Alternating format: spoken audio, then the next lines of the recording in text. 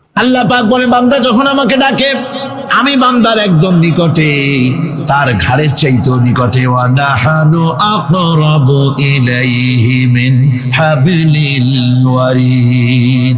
আমি আমার বান্দার সারা যে রগের উপরে তার মাথা, এর থেকেও আমি আমার বান্দার বেশি নিকটে। সুবহানাল্লাহ পড়ে। আমি তোমার কাছে, আমার কাছে মাপ চাও, যত বড় গুনাহ হোক।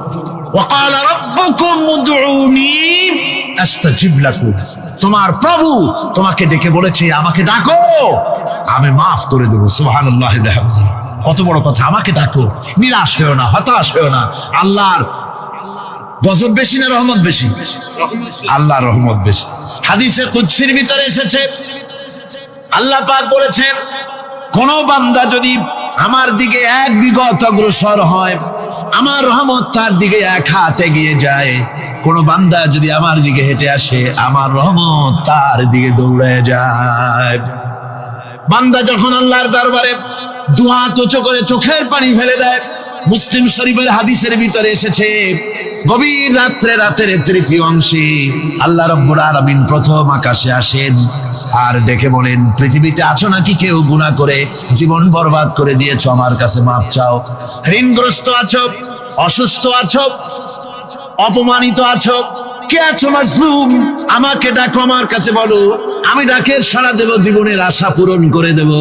ওই সময় যেই সমস্ত লোকেরা কাঁদে তাহাজ্জুদের নামাজ পড়ে, আল্লাহ জিজ্ঞেস করেন ফেরেশতারা, অমুক অমুক দেশ অমুক অমুক বান্দারা কাঁদে কেন? ফেরেশতারা বলে, রব্বুল আলামিন তুমি তো ভালো করে জানো। আল্লাহ বলেন, জানি, তবুও তোমাদের মুখে শুনতে চাই। তারা বলে, রব্বুল আলামিন তোমার এই বান্দা গুনাহ করেছি, গুনার জন্য মাফ চায়, জাহান্নাম থেকে বাঁচতে চায়। আল্লাহ পাক বলেন, ফেরেশতারা আমার এই বান্দারা আমারে দেখেছে নাকি? বলে দেখে নাই। বলে আমার দোজখ দেখেছে নাকি? বলে না, তাও দেখে নাই। আমার বেহেশত দেখেছে নাকি? বলে না, তাও দেখে নাই। আল্লাহ পাক বলেন, ফেরেশতারা সাক্ষী থাকো, ওরা আমাকে দেখে নাই, আমার বেহেশত দোজখ কিছুই দেখে নাই, শুধুমাত্র আমার নবীর কথা, আমার কোরআনের কথা বিশ্বাস করে আরামের ঘুমকে হারাম করে যেভাবে তারা কাঁদতেছে, সাক্ষী থেকে যাও ফেরেশতারা, আমার রহমতের দরিয়ায় জোশ মেরেছে, আমার ওই ক্রন্দনরত বান্দাগুলিকে আমি আল্লাহ মাফ করে দিলাম। সুতরাং মুমিন বান্দা যারা, আল্লাহর মুমিন বান্দা যারা, এই ঈমানের কোয়ালিটি, এটাও হতাশায় নিরাশায় ভেঙে পড়বে না। গুনাহ তো মানুষই করে, গুনাহ হয়ে গেছে, মাপ চাও। তোমার গুনাহ কদ্দুর?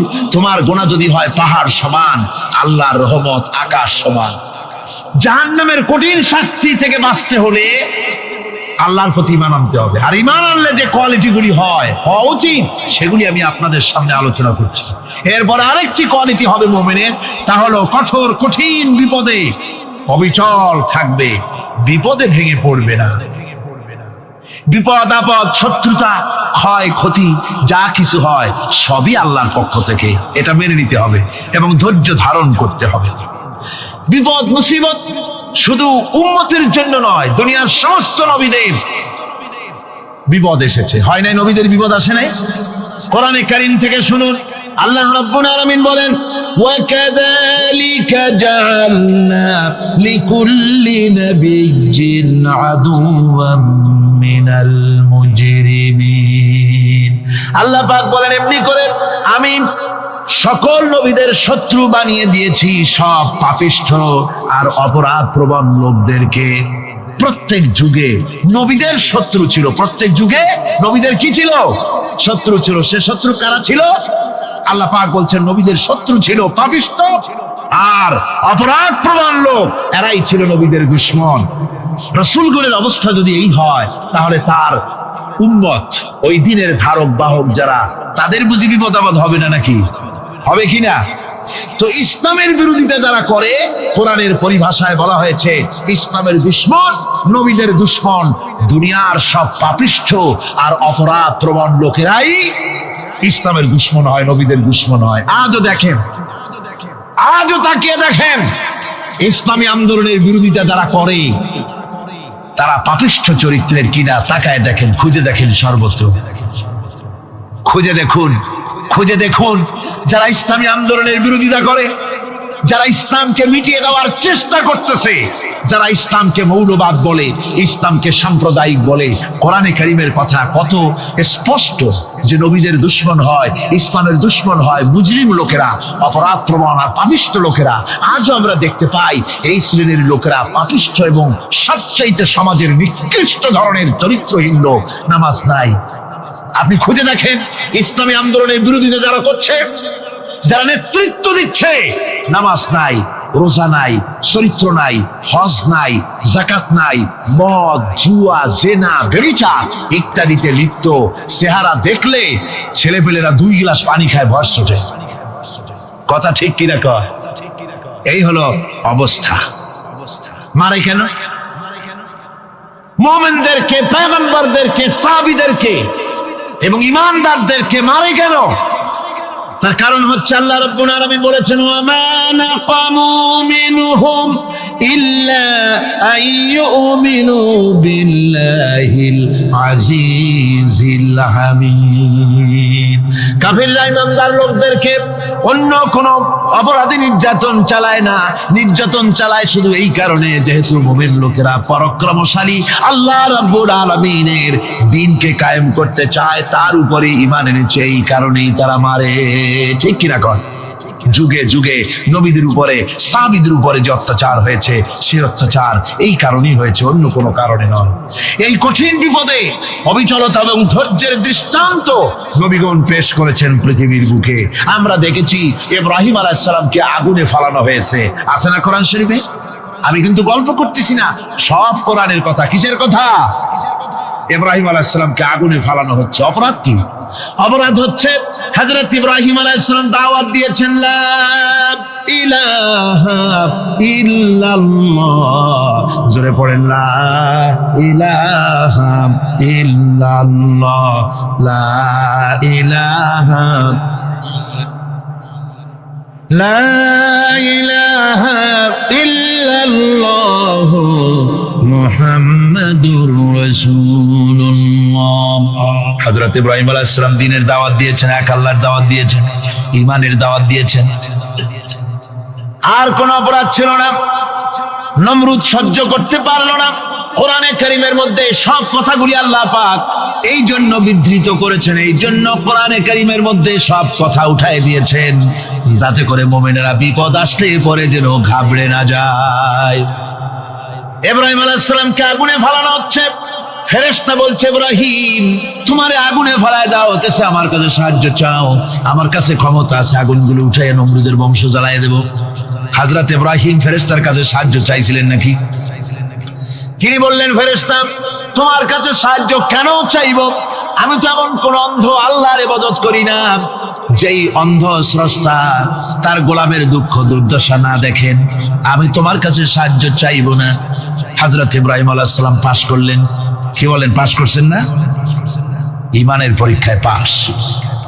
আগুনের মধ্যে হযরত ইব্রাহিমকে যখন ফেলানো হচ্ছে, রব্বুল আলামিন আগুনের প্রতি নোটিশ করে দিলেন, ইয়া নারু কুনি বারদাও ওয়া সালামান আলা ইব্রাহিম। আগুন আমার ইব্রাহিমের জন্য শান্তিদায়ক, ঠান্ডা হয়ে যা। এখন কি আর আগুনের বাপের ক্ষমতা আছে ইব্রাহিমকে পোড়ানো?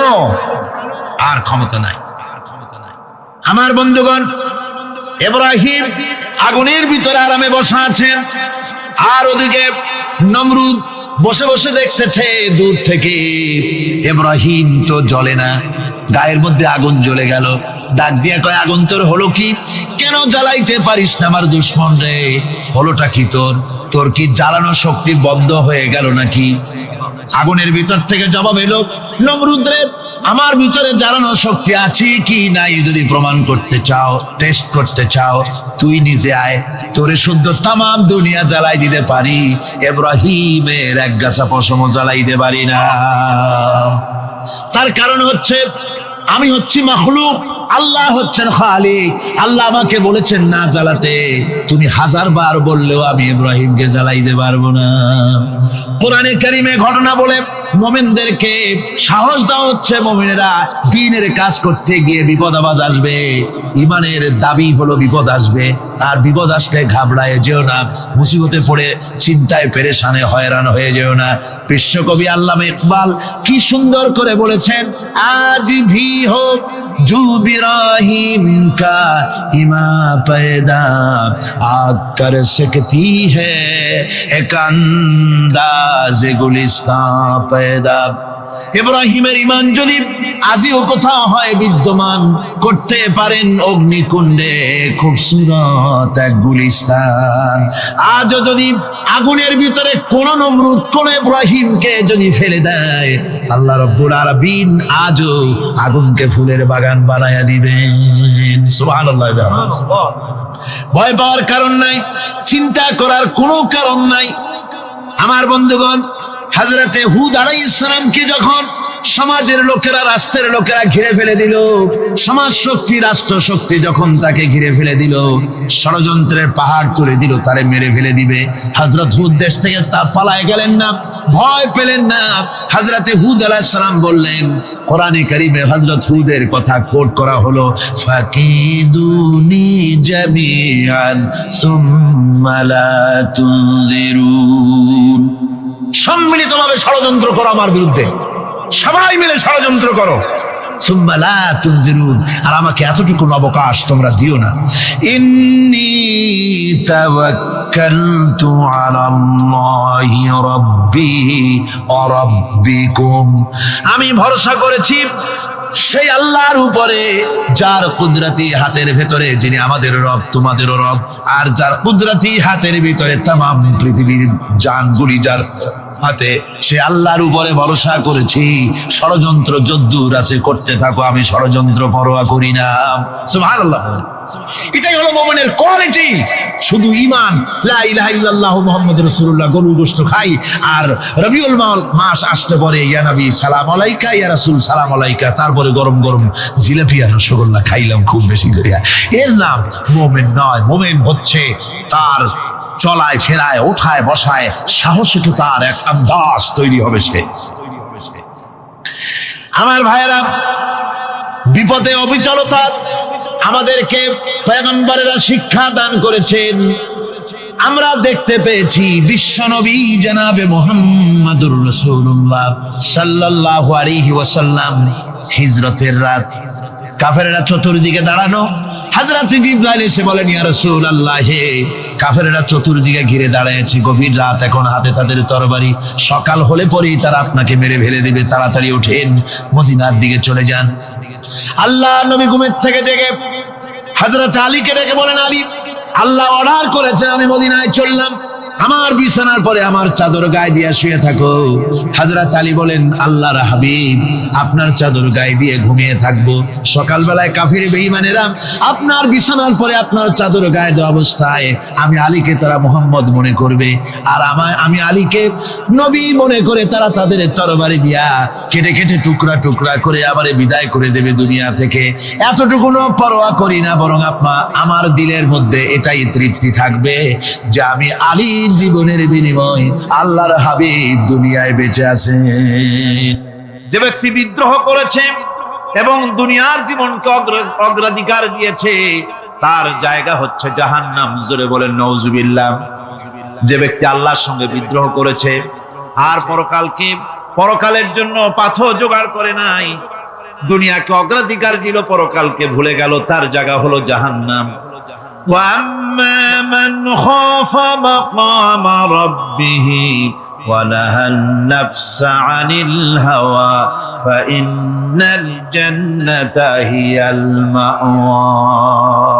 আর যে ব্যক্তি আপন প্রভুর সামনে উপস্থিত হওয়াকে ভয় করেছে এবং আপন প্রবৃত্তিকে লালসা মুক্ত করেছে, লালসার হাত থেকে রক্ষা করেছে, আল্লাহ রাব্বুল আলামিন কিয়ামতের দিন তার জন্য রেখে দিয়েছেন জান্নাত। তার জন্য কোন জায়গা? জান্নাত।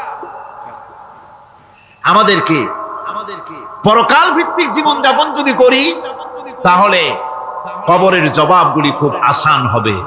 আর যদি পরকাল ভিত্তিক জীবন যাপন না হয়, কবরটা মুসিবত হয়ে যাবে। হযরত ওসমান রাদিয়াল্লাহু তাআলা আনহু কবরের কাছে গিয়ে খুব কাঁদতেন। সাহাবায়ে কেরাম প্রশ্ন করেছেন, হুজুর, রাসূল করিম সাল্লাল্লাহু আলাইহি ওয়াসাল্লাম যখন জান্নাত ও জাহান্নামের ওয়াজ করেন, কখনো তো এত বেশি আপনি কাঁদেন না যত বেশি কাঁদেন কবরের কাছে এসে। কারণ কি? হযরত ওসমান রাদিয়াল্লাহু তাআলা আনহু বলতেন, আমার সাথীরা, আমি আমার হাবিবের কাছে, আল্লাহ রাব্বুল আলামিনের রাসূলের কাছে আমি শুনেছি এই কবরটাই হলো প্রথম স্টেশন, এই কবরটাই হলো প্রথম ইমিগ্রেশন কাউন্টার। এই জায়গায় যদি কেউ ধরা পড়ে যায়, কারো যদি চার্জশিট হয়ে যায়, সব জায়গায় ধরা পড়ে যাবে, হাসরে মিজানে সিরাতে কোনো জায়গায় নাজাত পাবে না। আর এই কবরটা যদি কেউ মুক্তি পেয়ে যায়, মিজান সিরাত হাসর সব জায়গা থেকে আল্লাহ তারে ভালোভাবে পার করে দিবেন। এটা হলো আসল জায়গা, মারাত্মক জায়গা, খুব মারাত্মক জায়গা। আমি এটাকে ইমিগ্রেশন কাউন্টার বলেছি আমার ভাষায়। ইমিগ্রেশন কাউন্টার যারা বিদেশ ভ্রমণ করেছেন তারা জানেন। লন্ডন যাবেন, আমেরিকা যাবেন, সৌদি আরব যাবেন, যে কোনো বিদেশে যাবেন, গেলেই পাসপোর্ট তারা দেখবে। পাসপোর্টে আপনার ন্যাশনালিটি কোনটা সেটাই তারা জানতে চাইবে। আপনি কোন দল করেন এটা তারা জানতে চাইবে না। আপনি কোন ভাষায় কথা বলেন তাও তাদের জানার দরকার নেই। প্রথমেই তারা আপনার ন্যাশনালিটি দেখবে, আপনার আইডেন্টিটি কি তারা জানতে চাইবে। তারপরে যদি স্যাটিসফ্যাক্টরি হয় আপনাকে ভিসা দিয়ে ভেতরে ঢোকবার ব্যবস্থা করে দেবে। আর যদি তারা স্যাটিসফাইড না হয় তাহলে আপনাকে মেহমানখানায় ঢুকানো হবে গ্রেফতার করে। কবর হচ্ছে এ ধরনের একটি ইমিগ্রেশন কাউন্টার। কবরের ভিতরে মানুষ যখনই রাখা হবে সঙ্গে সঙ্গে দুজন ফেরেশতা আসবে। কবরের কাছে যারা এসেছিল দাফন হয়ে যাওয়ার পর এই লোকগুলি 40 কদম যেতে যতক্ষণ লাগে এর মধ্যেই দুজন ফেরেশতা এসে যাবে।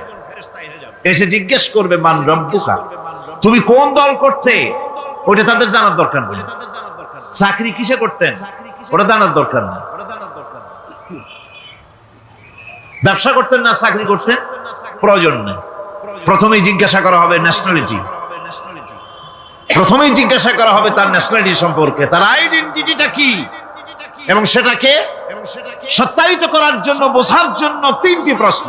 প্রথম প্রশ্ন, মান রব্বুকা ওয়া মা দীনুকা ওয়া মান নাবিয়ুকা, তোমার রব কে, তোমার দ্বীন কি, তোমার নবী কে। যদি এই ব্যক্তি বেঈমান হয়, মুনাফিক হয়, সে বলবে হায় হাতা লা আদরি, হায় হাতা লা আদরি, জানি না আমার রবকে, আমি জানি না। তোমার দিন কি, দিন কারে কয় বুঝি না।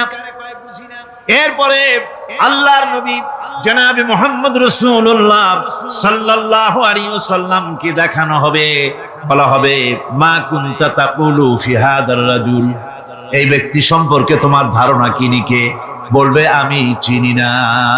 নাউযুবিল্লাহ। বাস, এরপরে তার যা হবার তাই শুরু হয়ে যাবে। আর যদি বান্দাটা মুমিন হয়, প্রশ্ন করা হবে মান রব্বুকা, জবাব দেবে রব্বি আল্লাহ, আমার রব আল্লাহ রাব্বুল আলামিন। ওয়া মা দীনুকা, দীনুনা ইসলাম, আমার দিন হচ্ছে ইসলাম। এরপরে আল্লাহর নবীকে দেখানো হবে। কয়েক রকমের বর্ণনা আছে, কোন বর্ণনায় আছে হুজুরের আকারে দেখানো হবে, অথবা রাসূলকে সরাসরি দেখানো হবে। বলা হবে মা কুনতা তাকুলু ফি হাদার রাজুল, এই লোকটি সম্পর্কে ধারণা কি। মুমিন ব্যক্তি বলবে হাদা নবিয়ুনা মুহাম্মাদুর রাসূলুল্লাহ সাল্লাল্লাহু আলাইহি ওয়াসাল্লাম, ইনি আমার তো সেই নবী মুহাম্মাদুর রাসূলুল্লাহ সাল্লাল্লাহু আলাইহি ওয়াসাল্লাম। আমরা যেন এই রকমের জবাব দিতে পারি, আল্লাহ কবুল করো। সকলে জোরে করে আমিন। জবাব হয়ে যাওয়ার পর গায়ব থেকে আওয়াজ আসবে, ফাফরিশু বিল জান্নাতি ওয়ালবিসু বিল জান্নাহ, ও আমার ফেরেশতারা আমার এই বান্দাকে জান্নাতের পোশাক পরাইয়া দাও আর কবরটাকে জান্নাতের বিছানা বিছাইয়া দাও। জান্নাতের পোশাক পরাইয়া দাও, জান্নাতের বিছানা বিছাইয়া দাও। ইলা মাদ্দা বাসারিহি, তার চোখের দৃষ্টি যত দূর যায় কবরটা ততটা প্রশস্ত করে দাও। এরপর বেহেশতের পোশাক পরাইয়া, বেহেশতের বিছানা বিছায়া ফেরেশতা বলবে নূম কানাউমুল উরুস, ঘুমিয়ে যাও। দুলামিয়া যেমন বাসর সজ্জায় নতুন বউ নিয়ে আরামে ঘুমায়, এরকম আরামে ঘুমায় যাও ইলা ইয়াউমিল কিয়ামা, কিয়ামত পর্যন্ত ঘুমায় আরামে ঘুমিয়ে থাকবে। এরপরে সিংহায় ফুৎকার হবে, সিংহার ফুৎকারের আওয়াজে তার ঘুম ভেঙে যাবে, বলবে ইয়া ওয়াইলানা মান বা'আসানা মিন মারকাদিনা, হায় আফসোস, আমার এত আরামের ঘুম থেকে কে আমাকে জাগ্রত করলো, আমার ঘুমটারে নষ্ট করলো কে? আওয়াজ আসবে হাযা মা ওয়াদার রহমান ওয়া সাদাকাল মুরসালুন, এটা হচ্ছে রহমানের সেই ওয়াদা, আর মুরসালিনরা নবীরা সত্য কথাই বলেছিলেন, সেই কিয়ামত অনুষ্ঠিত হচ্ছে। আমার বন্ধুগণ, সেজন্য এই দুনিয়ার মোহে পড়ে থাকলে পরে দুনিয়ায় যারা অগ্রাধিকার দিবে দুনিয়াকে পরকালের তুলনায়, জবাব দিতে পারবে না কবরের ভিতরে গিয়া। আর যারা পরকালকে অগ্রাধিকার দিবে, দুনিয়ার চাইতে পরকালকে বেশি অগ্রাধিকার দেবে, আর আল্লাহর ভয় কলিজার ভিতরে রাখবে, কবরের জবাব সঠিকভাবে দিতে পারবে, কিয়ামতের দিন আল্লাহ রাব্বুল আলামিন তাদের জন্য জান্নাত দান করবেন। জোরে বলেন আমিন। দুনিয়াটা হচ্ছে দুনিয়া যেখানে আমরা আছি। আমি আগেই বলেছি দুনিয়া হচ্ছে আদনা শব্দ থেকে এর উৎপত্তি হয়েছে, তুচ্ছ নিকৃষ্ট, এটার দাম নাই, এটার মূল্য নাই। হযরত ইবনে কাইয়িম রাহিমাহুল্লাহ নওয়ারাল্লাহু মারকাদাহু ওয়া জাআলাল জান্নাতা মাথওয়াহু, হযরত ইবনে কাইয়িম তিনি বলছেন, সুন্দর করে বলছেন দুনিয়া সম্পর্কে, মা মাদা ফিদ দুনিয়া আহলামুন ওয়া মা বাকিয়া মিনহা আমানি ওয়াল ওয়াক্তু বাইনাহুমা দাইউন। মা মাদা ফিদ দুনিয়া আহলামুন, জীবনের যে অংশ ফেলে এসেছি সেটা আজ একটা স্বপ্ন, ওয়া মা বাকিয়া মিনহা আমানি, আর জীবনের যে অংশ সামনে বাকি আছে সেটা এখন একটা আকাঙ্ক্ষা, ওয়াল ওয়াক্তু বাইনাহুমা দাইউন, আর এর মাঝখান থেকে সময় সব চলে যাচ্ছে। কত বড় কথা চিন্তা করেছেন? জীবনের যে অংশ ফেলে এসেছি তা আজকে স্বপ্ন, তা কি বলে স্বপ্ন, আর সামনে যা আছে সেটা আকাঙ্ক্ষা, আর মাঝখান থেকে সময় সব চলে যাচ্ছে। এরপরে তিনি বলছেন ওয়ামাই ইয়াসহাবিদ দুনিয়া ইয়াকুন মিসলা কাবিদিন আলাল মাই খালাতুহু ফুরুজুল আসাবিঈ। দুনিয়াদারের অবস্থা হচ্ছে এই, কেউ যদি দুই হাতে পানি খামসায় ধরে, দুই হাতে কি ধরছে বলে, দুই হাতে পানি খামসায় ধরেছে, খুব মজবুত করে ধরেছে, দুই মুঠ পানি, বলেন থাকবে কতটুকু? কতটুকু থাকবে? এক ফোঁটাও থাকবে না, কারণ তার আঙ্গুলের ফাঁক তার সাথে খেয়ানত করবে, আঙ্গুলের ফাঁক দিয়া পানিগুলি সব বেরিয়ে চলে যাবে। সুতরাং দুনিয়া যারা চায় তারা ঠিক পানি খামসায় ধরলে পানি যেমন হাতের ভেতর থেকে খেয়ানত করে চলে যায়, যারা দুনিয়া চায় দুনিয়াও তাদেরকে এভাবে ফাঁকি দিয়ে চলে যায়। তবুও দুনিয়ার মায়া মানুষের এত বেশি।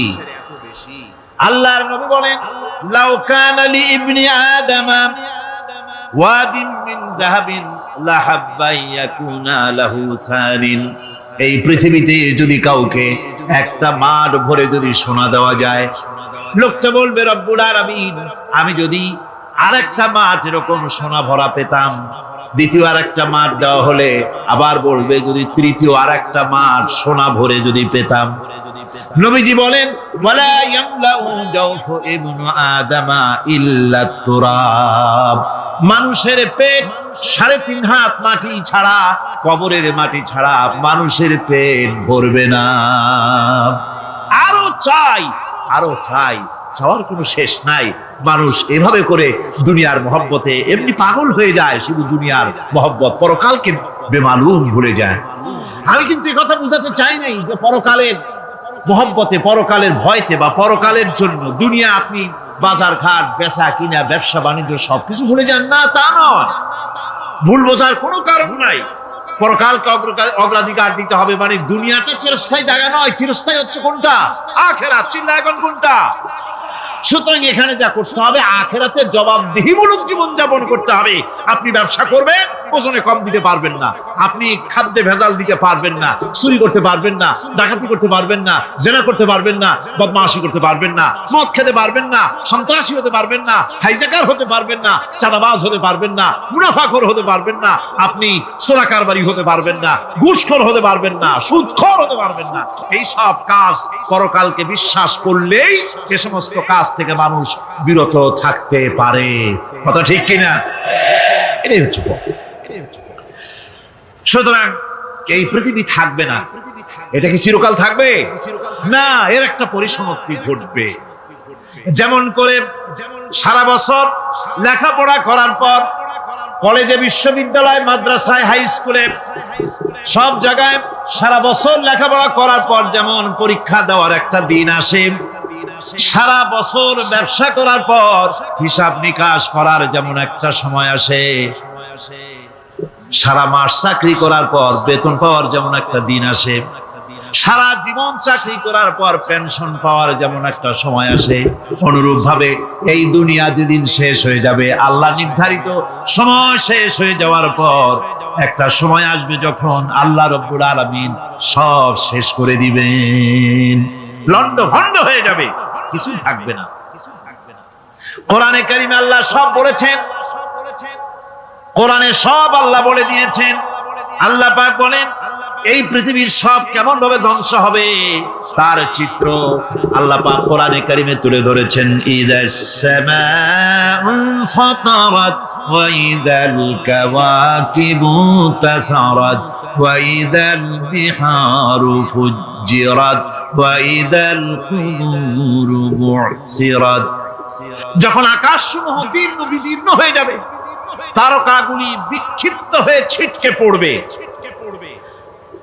আর সমুদ্রগুলি উচ্ছ্বসিত হয়ে পড়বে, কবরগুলি সব তার ভেতরে যা আছে উদ্গীরণ করে দেবে, তারকাগুলি স্থিমিত হয়ে যাবে। এরপরে সমস্ত আকাশগুলি কিতাবের পৃষ্ঠার মতো একটার পরে একটা ঠাস ঠাস করে পড়তে থাকবে, চূর্ণ বিচূর্ণ হয়ে ভেঙে চুরে একাকার হয়ে যাবে। পাহাড়গুলিকে উড়িয়ে দেওয়া হবে, চন্দ্র এবং সূর্য একাকার হয়ে। আল্লাহ রাব্বুল আলামিন বলেন ফাইদা বারিকাল বাসার ওয়া খাসাফাল কমার ওয়া জুমিআশ শামসু ওয়াল কমার। চক্ষু যখন বিস্ফারিত হয়ে যাবে, চাঁদ যখন তার আলো হারিয়ে ফেলবে, সূর্য যখন তার আলো হারিয়ে ফেলবে, চাঁদ আর সূর্য সব একাকার হয়ে যাবে, সেই সময়ের অবস্থাটা কি চিন্তা করো। মানুষ হয়রান হয়ে দৌড়াদৌড়ি করবে।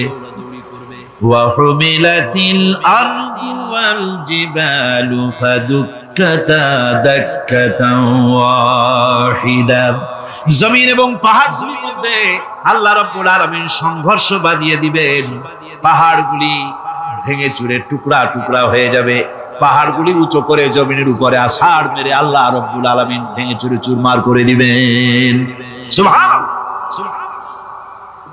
ওয়া তাকুনুল জিবালু কালইনিল মানফুশ। পাহাড়গুলো পেঁজা ধোনা তুলার মতো করে উড়িয়ে দেওয়া হবে, পাহাড় উড়ে যাবে। সুবহানাল্লাহ। পাহাড় পাথরের তৈরি করা পাহাড়, এই পাহাড়গুলি তুলার মতো হয়ে উড়বে কিভাবে? আমি এই দৃশ্য নিজের চোখে কিছুটা হলেও দেখছি। আজ থেকে 10 দিন আগে আমি ইতালি সফর করে এসেছি। ইতালির রাজধানী রোম।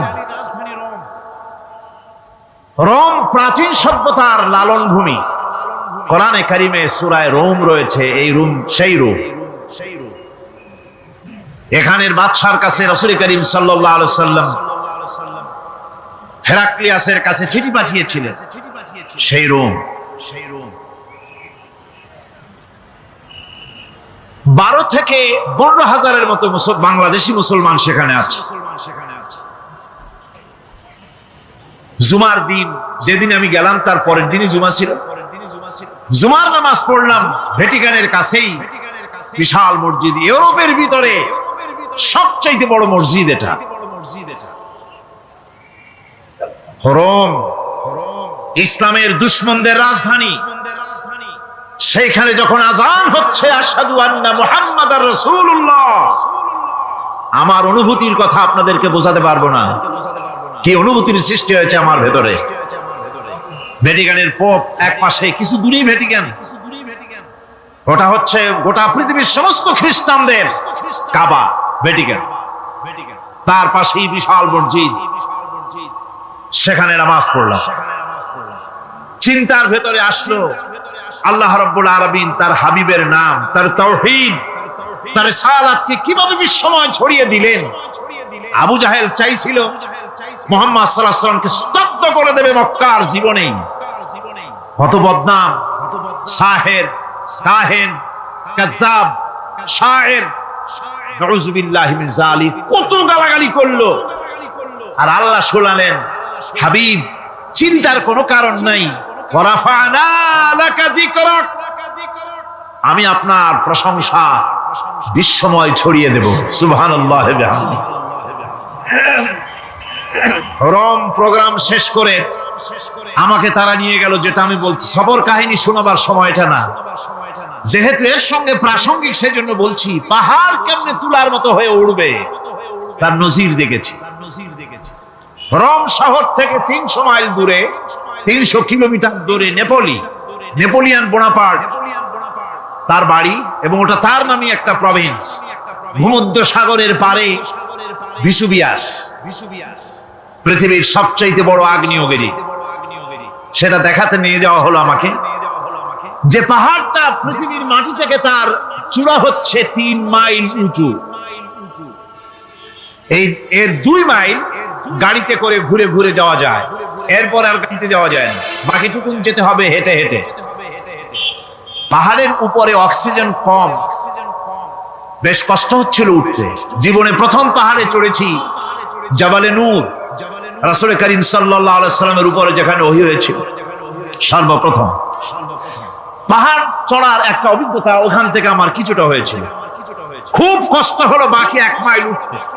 যখন ভিসুভিয়াসের একদম শীর্ষে চলে গেছি, সেখানে গিয়ে আমার সাথে 15-20 জন লোক ছিল। আমি নিজে আল্লাহু আকবার বলে আমার গলা থেকে আওয়াজ বেরিয়ে গেল।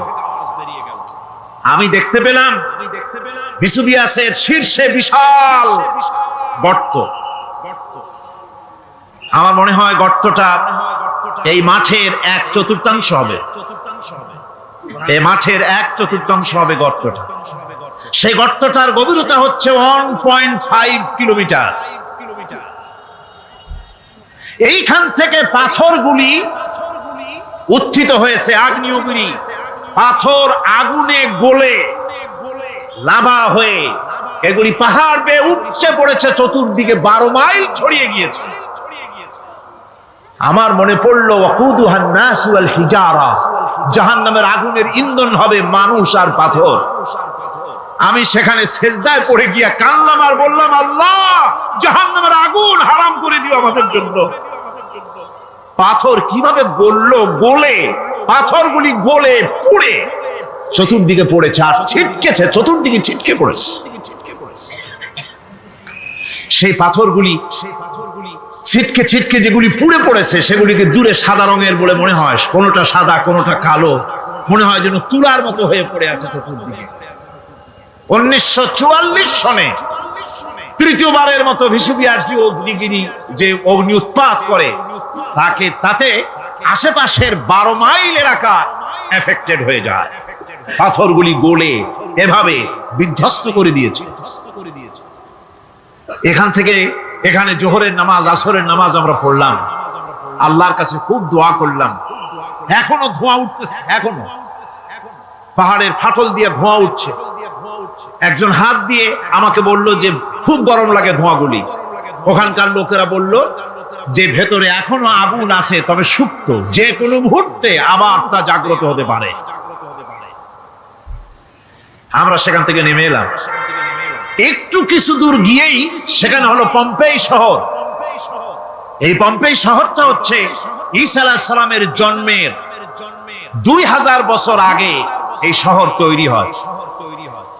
ঈসা আলাইহিস সালামের জন্মের 179 বছর পর ভূমিকম্প হয়। সেই ভূমিকম্পে গোটা পম্পেই শহরটা পৃথিবীর মানুষের চোখের আড়াল হয়ে যায়, ধ্বংস হয়ে যায়, মাটির তলায় গড়া পড়ে।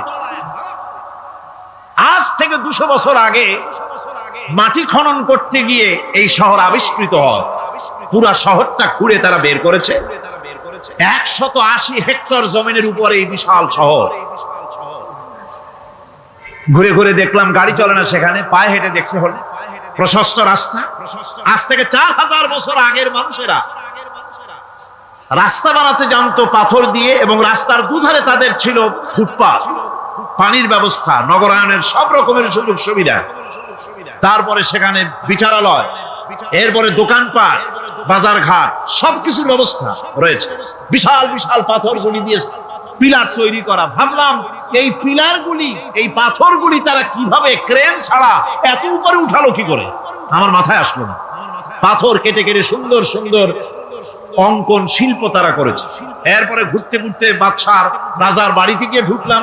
সেখানে গিয়ে দেখলাম উলঙ্গ এত মূর্তি পাথরের তৈরি করা।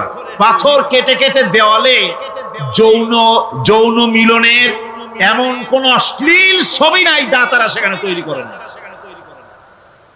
উলঙ্গ মূর্তি আর উলঙ্গ যৌন মিলনের অসংখ্য ছবি দিয়ে এই এলাকা ভরা। তখন আমি বুঝলাম আল্লাহর গজব হওয়ার কারণটা কি, এই শহরটা মাটির নিচে গরক হয়ে যাওয়ার কারণটা কি। আল্লাহ পাক জেনা ব্যভিচার যে দেশে বেশি হয় আল্লাহ পাক বরদাস্ত করে। দুশ্চরিত্র যে দেশের মানুষ দুশ্চরিত্র হয়ে যায়, জেনা ব্যভিচার বেশি হতে থাকে, আল্লাহ হরক করে দেয়, গজব দেয়। এই গজব এক এক সময় এক এক রকমের হয়ে আসে। কখনো মাটির নিচে দাবায় দেয়, কখনো মহামারী, কোন দেশে কলেরা, কোন দেশে জলোচ্ছ্বাস, কোথাও ভূমিকম্প, আর সর্বশেষ এই জেনা ব্যভিচারের জন্য আল্লাহ পাকের চূড়ান্ত এই যৌনতার অশ্লীলতার জন্য চূড়ান্ত গজব বর্তমান বিশ্বের জন্য এইডস। আল্লাহ পাক এই গজব দিয়েছে। বন্ধুগণ, আমি সেই জায়গা, আমি সেখানে যা দেখলাম যে আল্লাহ পাক পাহাড়গুলিকে কিভাবে উড়াবেন, এটা অস্বীকার করার কোনো উপায় নাই। বিশ্বাস তো করতামই।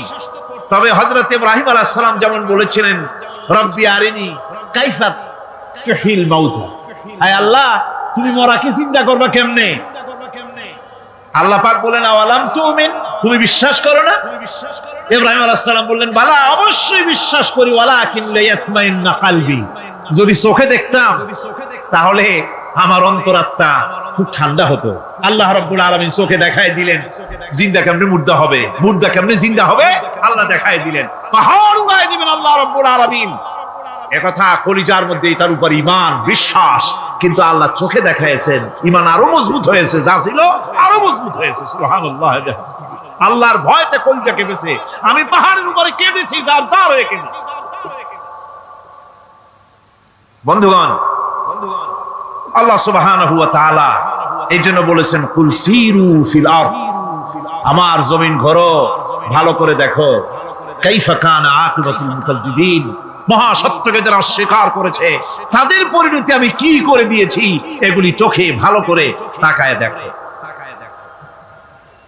আমার বন্ধুগণ, সুতরাং এই পৃথিবীর অবসান হবে, এই পৃথিবী ধ্বংস হবে, এই পৃথিবী চূড়ান্ত ভাবে শেষ হয়ে যাবে। হ্যাঁ, আরেকটি কথা বলতে হয়, সেটা হচ্ছে যে এই রোম থেকে আরেকটু দূরে 900 মাইল দূরে হচ্ছে সিসিলি। 900 মাইল দূরে, সেখানে এই সিসিলি মুসলমানেরা শাসন করেছিল 350 বছর। সেই সিসিলিতে রয়েছে 360টা মসজিদ মুসলমানদের করা। সমস্ত মসজিদগুলি আজ তালা বন্ধ, একটা মসজিদও খোলা নাই। সেখানকার মুসলমানেরা ওয়াজ শুনতে এসেছিল রোমে। আমি তাদের জন্য পরামর্শ দিয়েছি যে গভর্নমেন্টের কাছে তোমরা দাবি জানাও যে অন্তত একটা মসজিদের দরজা আমাদের জন্য খুলে দাও। রোমের অবস্থানরত প্রবাসী বাংলাদেশি মুসলমানেরা আমাকে বলেছে, তাদের অনেকের বাড়ি চট্টগ্রামেও আছে, আমাকে বলেছে তাদের চোখে পানি আসছে বলার সময় যে চিরঙের তাফসীর মাহফিল যখন আসে কলিজাটা কাঁদতে থাকে যাওয়ার জন্য। তো যাওয়া তো সম্ভব না এত দূর থেকে, আমাদের সালাম বলে দিবেন যত লোক আসবে, আর আমাদের জন্য দোয়া করতে বলবেন যেন এই রোমের ভিতরে আমরা ইসলামের আদর্শের ভিত্তিতে আমরা যেন চলতে পারি। আপনারা দোয়া করুন তাদের জন্য। ভাইরা আমার, এই পৃথিবী একদিন পরিসমাপ্তি ঘটবে এবং আল্লাহর দরবারে আমাদেরকে উঠতে হবে এবং সেখানে আমাদের বিচার হবে। সেখানে আমাদের কি হবে? বিচার হবে। আল্লাহ পাক বিচারটাকে নির্ভুল করার জন্য, সঠিক করার জন্য প্রত্যেকের গলায় আমলনামা ঝুলায় রাখছে, এখানে রেকর্ডের ব্যবস্থা করা হয়েছে। আল্লাহ পাক বলছেন ওয়া কুল্লা ইনসানিন আলজামনাহু তাইরাহু ফি উনুকিহি ওয়া নুখরিজু লাহু ইয়াওমাল কিয়ামাতি কিতাবান ইয়ালকাহু মানশুরা। আল্লাহ পাক বলেন প্রত্যেকের ভালো মন্দ কর্মফল, কর্মলিপি আমি তার গলায় ঝুলায় রেখেছি। কিয়ামতের দিন সে নিজের কাছে স্পষ্ট সব দেখতে পারবে, কোনো জিনিস বাদ পড়বে না। তার গলায় তার আমলনামা ঝুলানো আছে, সব রেকর্ড হতেছে। আমরা যা করছি সবগুলি রেকর্ড হয়ে যাচ্ছে। বর্তমান বিজ্ঞানীরা আবিষ্কার করেছে যে মানুষের শরীরের ভিতরে ডিএনএ আছে, রক্তের ভিতরে ডিএনএ, এটা একটা কোডর। মানুষের রক্তের ভিতরে ডিএনএ আছে। যেমন তার ব্রেনের ভিতরে কতগুলি কোষ আছে, এক একটা কোষ এক এক ধরনের কাজ করে, অনুরূপ ভাবে তার শরীরের ভিতরে রক্তের ভিতরে ডিএনএ আছে। এই ডিএনএটা কি? এই ডিএনএটা হচ্ছে, এই ডিএনএ একটা কম্পিউটারের মতো কাজ করতেছে। লোকটা কি করবে, কোথায় যাবে, সে ভালো হবে মন্দ হবে কি হবে, সব তার ডিএনএ এর মধ্যে রেকর্ডকৃত আছে। এটা বোঝার জন্য একটা সুন্দর দৃষ্টান্ত দেওয়া যায়। যেমন এই কাগজটাকে আপনারা মনে করুন একটা গাড়ির একটা ব্লুপ্রিন্ট, একটা গাড়ির ব্লুপ্রিন্ট। এখানে লেখা আছে গাড়ি কিভাবে তৈরি হবে। এই কাগজটা নিয়ে ঘরের মধ্যে রেখে দিলেন, এখন এই কাগজটা থেকেই অটোমেটিক গাড়ির উইন্ডো তৈরি হলো, শিল তৈরি হলো, গাড়ির বডি তৈরি হলো, চেসিস তৈরি হলো, টায়ার তৈরি হলো, ইঞ্জিন তৈরি হলো, ব্যাটারি তৈরি হলো, পেট্রোল নিল, আর কোন রকমের ড্রাইভার ছাড়াই গাড়ি চলতে আরম্ভ করলো। এই কথাটা যদি মনের মাথার মধ্যে আনতে পারেন যে এটা কিভাবে হইতে পারে, এতে লেখা অনুযায়ী যেভাবে হওয়া যদি সম্ভব হয়, অনুরূপ ভাবে মানুষের রক্তের ভিতরে ডিএনএ এরা আবিষ্কার করেছে। এর ভিতরে মানুষের ভালো মন্দ, কোথায় যাবে কি করবে, সব কিছুর মধ্যে রয়েছে। কোরআনে কারীমে আল্লাহ রাব্বুল আলামিন, আমি গত বছরও বলছিলাম যে বিজ্ঞানের আবিষ্কার যত বাড়বে কোরআন বোঝা মানুষের জন্য তত সহজ হবে। কোন সুবহানাল্লাহ। কোরআন বোঝা মানুষের জন্য তত সহজ হবে। সুতরাং মানুষের গলার সাথে আল্লাহ পাক বলছেন যে একটা আমলনামা আমি ঝুলাই দিয়েছি তার গলার সাথে, সে যা করতেছে ওখানে সব লিপিবদ্ধ হচ্ছে, কম্পিউটারাইজড, কম্পিউটারের মতো এগুলি সব গ্রহণ করতেছে। এগুলি কিয়ামতের দিন তার সামনে হাজির করা হবে। কিয়ামতে যখন আমলনামা তার সামনে দিয়ে বলা হবে ইকরা কিতাবাকা কাফা বিনাফসিকাল ইয়াওমা আলাইকা হাসিবা, তাকে বলা হবে নিজের কর্মলিপি নিজেই পড়ো, আজ তুমি তোমার নিজের হিসাব নিতে যথেষ্ট। বন্ধুগণ, এই মাহফিলে যত লোক আমরা বসে আছি, আমরা আমাদের হিসাব নিতে যথেষ্ট না আরেকজন লাগবে? কোন আমরা যথেষ্ট কিনা? কথা বোঝেন নাই।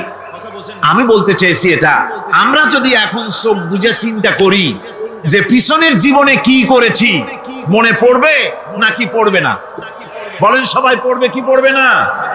ছোটবেলায় কবে পায়ের নিচে কাঁটা ফুটেছিল, কবে কোথায় আছাড় খেয়েছিলেন, কবে কার বেল তাল আম কাঁচা আম চুরি করে খেতে গিয়ে কিল খেয়েছিলেন, তারা খেয়েছিলেন, তাকে এখন মনে নাই? আছে।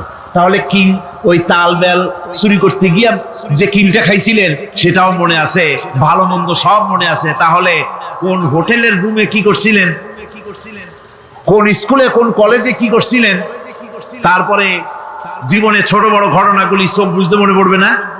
এবার হিসাব করেন, মনে যদি পড়ে এবার হিসাব করেন আপনি জান্নাতি না জাহান্নামী।